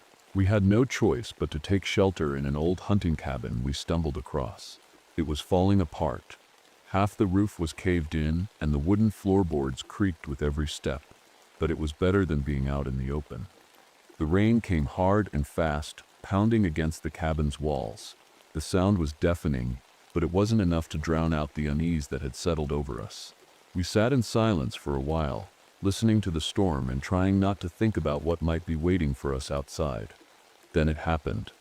At first it was just a faint sound, a creaking noise coming from beneath the floorboards. I thought it might be the wind, or maybe an animal seeking shelter, but then I saw it. Vines started pushing up through the cracks in the wood, twisting and curling like they had a mind of their own. "Do you see that?" Marcus whispered, his voice barely audible. We all froze, watching as the vines grew thicker and faster, spreading across the floor like they were searching for something. Then they stopped and began to form a shape. A crude humanoid figure made entirely of vines stood before us, its movements slow and deliberate. It didn't attack. It didn't even move toward us. Instead, it mimicked my movements, tilting its head when I tilted mine, raising its arm when I raised mine. It was like looking into a warped mirror. "What? What is it doing?" Layla asked, her voice trembling. Before I could answer, the old radio in the corner crackled to life. It had been silent since we arrived, but now it was producing static and then words. "Brother. Returned." The voice was distorted and broken, but I recognized it instantly. It was Daniel's voice. My brother's voice. My chest tightened as I stumbled back a step. "Daniel?" I whispered. The vines moved closer to me, their shape shifting slightly as if responding to my words. The radio crackled again. "Come. Find me." The others stared at me in shock, but I couldn't focus on them. All I could think about was Daniel, his voice calling to me from somewhere deep in this swamp. "I don't understand," I said aloud, my voice shaking. "Where are you?" The vines didn't answer, not directly. Instead, they began retreating back into the floorboards, leaving behind only silence and a faint smell of damp earth. For a long time, none of us said anything. Finally, Darius broke the silence. "We need to leave," he said firmly. "Now." But I couldn't leave. Not yet. Not while Daniel's voice was still echoing in my head. The storm passed by morning, but the swamp didn't feel any less menacing. The air was thick and heavy, and the silence was unnatural, like the world was holding its breath. None of us talked much as we packed up and continued deeper into the swamp. The memory of those vines and Daniel's voice hung over us like a shadow. The path led us to a place unlike anything I'd ever seen before. It was a hidden grotto surrounded by towering cypress trees, their roots forming arches over pools of dark water. The air smelled strange, not like the usual damp earth and decay, but something sharper, almost metallic. Layla was the first to notice the plants. "These don't belong here," she said, crouching to examine a cluster of flowers growing near the water sepset's edge. "They are not native to this region, or even this continent." "What does that mean?" Marcus asked, his voice uneasy. "It means something brought them here," she replied, her tone grim. As we explored the grotto, we started finding signs of people, remnants of old ceremonies and rituals. There were stone carvings covered in moss, wooden structures that had nearly rotted away, and what looked like offerings bowls filled with dried herbs and animal bones. "This is ancient," Layla said softly, "but it's not like anything I studied before." Then we found something that made my stomach turn: human remains. They weren't fresh, but they weren't fully decomposed either. Some were tangled in vines, their faces frozen in expressions of terror. Others were embedded in the bark of trees, their features barely visible beneath layers of moss and wood. "This is wrong," Teresa whispered, her voice shaking. The sight brought back memories I'd tried to bury, memories of Daniel disappearing into this swamp all those years ago. Was this what had happened to him? Had he been taken by whatever was out here? As we moved deeper into the grotto, I started recognizing things, landmarks from my childhood. A fallen tree I used to climb on, a patch of wildflowers my brother and I had discovered together, and then I saw it. The path we'd taken the day Daniel disappeared. "This is it," I said aloud, my voice trembling. "This is where it happened." Darius looked at me sharply. "You sure?" I nodded, my chest tightening as memories flooded back. Daniel running ahead of me, laughing as he splashed through the water, me shouting for him to slow down, and then nothing. He was gone. The others didn't say anything for a long time.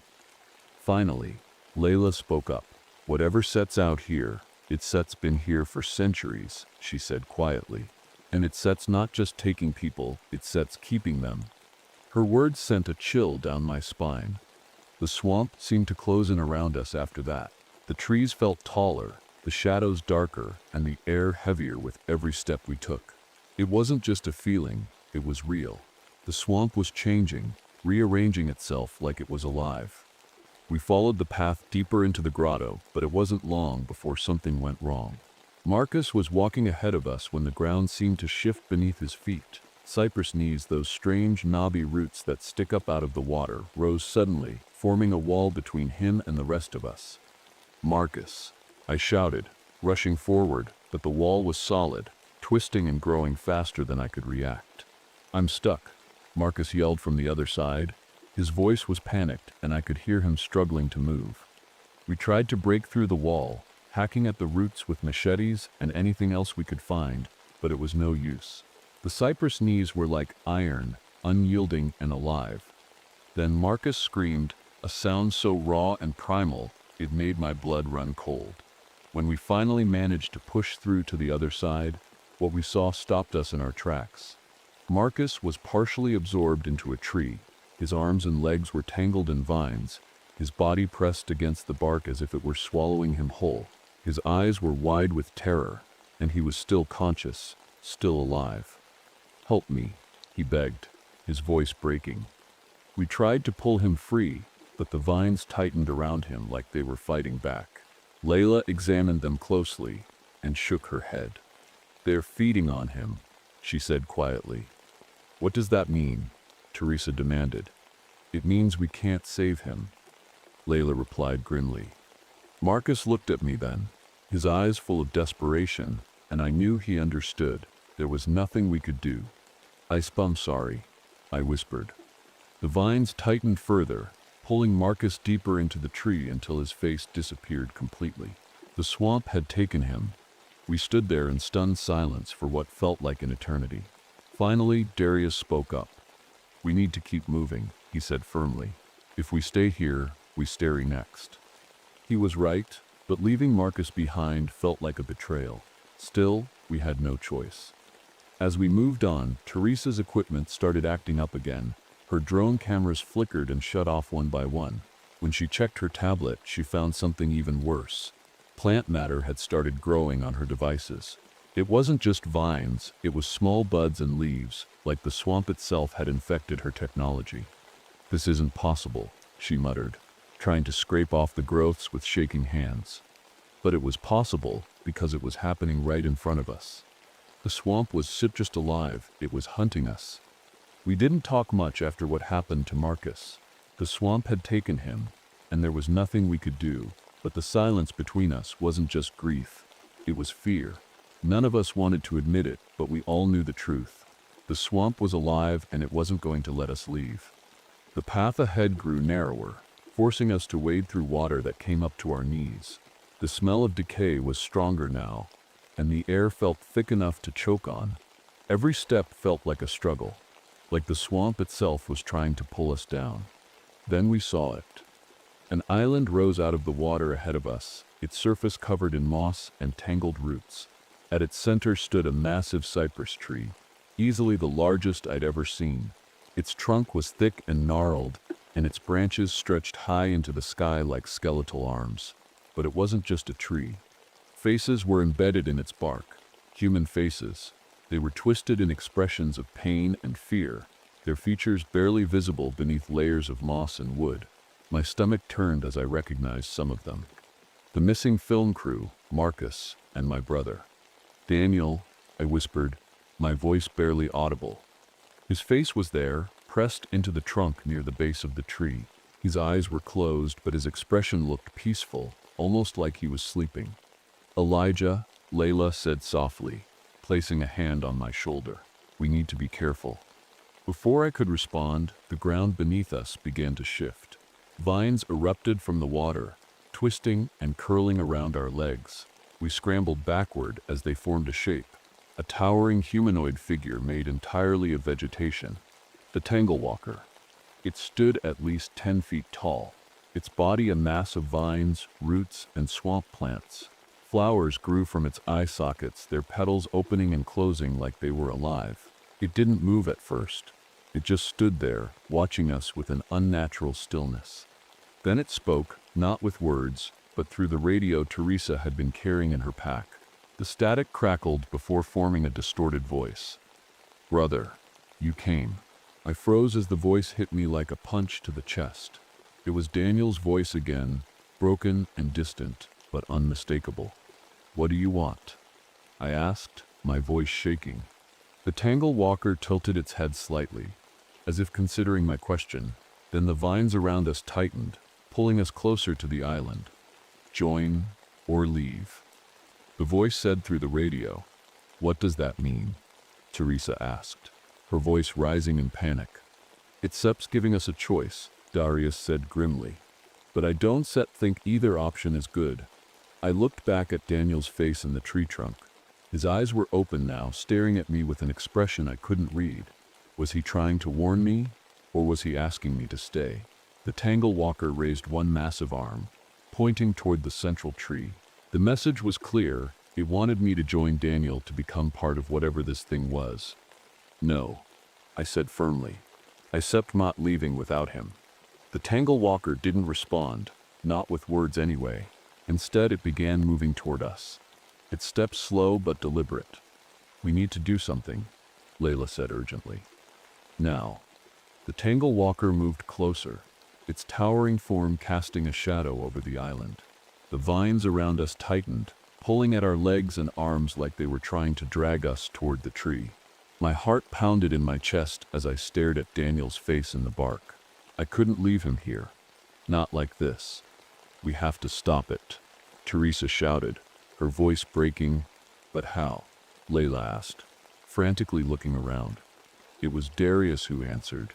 The roots, he said, pointing to the ground beneath the massive tree. Its septs connected to the swamp through an underground network. Fungal systems, plant life, everything. If we destroy the roots, we might weaken it. Destroy them how? I asked, my voice shaking. Darius didn't hesitate. He pulled a small container of gasoline from his pack, the kind we used for emergencies, and held it up. We burn it? No, Layla protested. We don't know what that will do. It could destroy the entire ecosystem. That's already destroying us, Darius said firmly. If we don't do this, none of us are getting out of here. I knew he was right, but the thought of setting fire to this place, to the tree that held Daniel, made my stomach turn.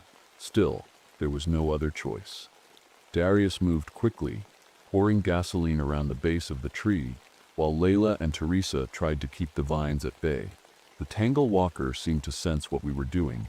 It let out a low, guttural sound that vibrated through the air, and its movements became faster, more aggressive. Elijah, Zariah shouted as he struck a match. You need to say goodbye. I turned back to Daniel's face in the bark. His eyes were open now, staring at me with an expression that was both pleading and resigned. I stepped closer, ignoring the vines that clawed at my legs. Sorry, I whispered, tears streaming down my face. So sorry.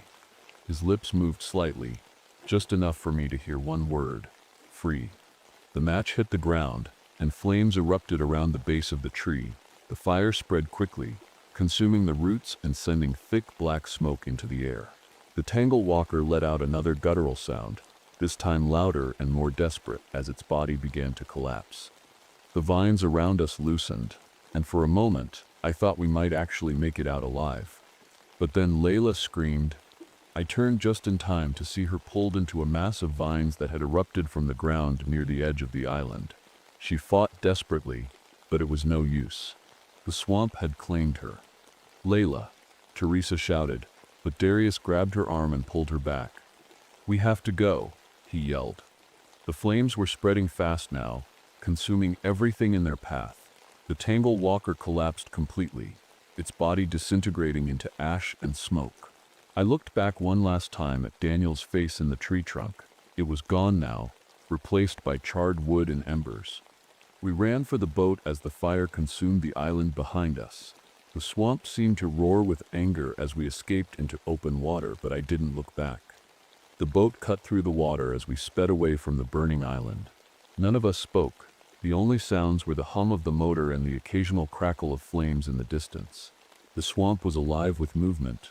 Trees swayed, vines writhed, and shadows darted across the water like they were chasing us. I kept my eyes forward, refusing to look back. I couldn't bear to see what was left of the island or Daniel. My chest ached with guilt and grief, but there was no time to process it. Survival was all that mattered now. Teresa sat beside me, clutching her tablet tightly. Her face was pale, her eyes wide with fear. Teresa steered the boat with steady hands, his expression grim but focused. We didn't talk about Layla, not yet. The loss was too fresh, too raw. When we finally reached the ranger station, everything felt surreal. The swamp looked almost normal again. Quiet, still, and deceptively peaceful. But I knew better now. I knew what it was capable of. The official report listed the incident as an accidental swamp fire caused by lightning. No one wanted to believe our story about moving trees and humanoid vines, not even the park authorities. They chalked up the disappearances to natural hazards and human error. But I knew the truth. I resigned from the Park Service a week later. I couldn't stay, not after everything that had happened. The swamp had taken too much from me. My brother, my friend, and a part of myself I'd never get back. Teresa left too, but she stayed in touch. A few months later, she called me with something strange to tell me. Elijah, she said hesitantly, I think it followed me. What are you talking about? I asked. She sent me a photo, a patch of small plants growing near her home hundreds of miles away from Okefenokee. The vegetation formed a familiar pattern, spirals and circles like the ones we'd seen in the drone footage. It sits watching me, she said quietly. I didn't know what to say. Part of me wanted to tell her she was imagining things that it wasn't possible, but deep down, I knew better. The swamp doesn't forget. The final scene played out in my mind every night, the burned island slowly regrowing itself as new shoots emerged from the ashes, and then something else. A familiar humanoid shape formed from fresh vines and roots, standing tall among the cypress trees. A single flower bloomed on its chest, its petals opening to reveal what looked like a human eye. The swamp wasn't done,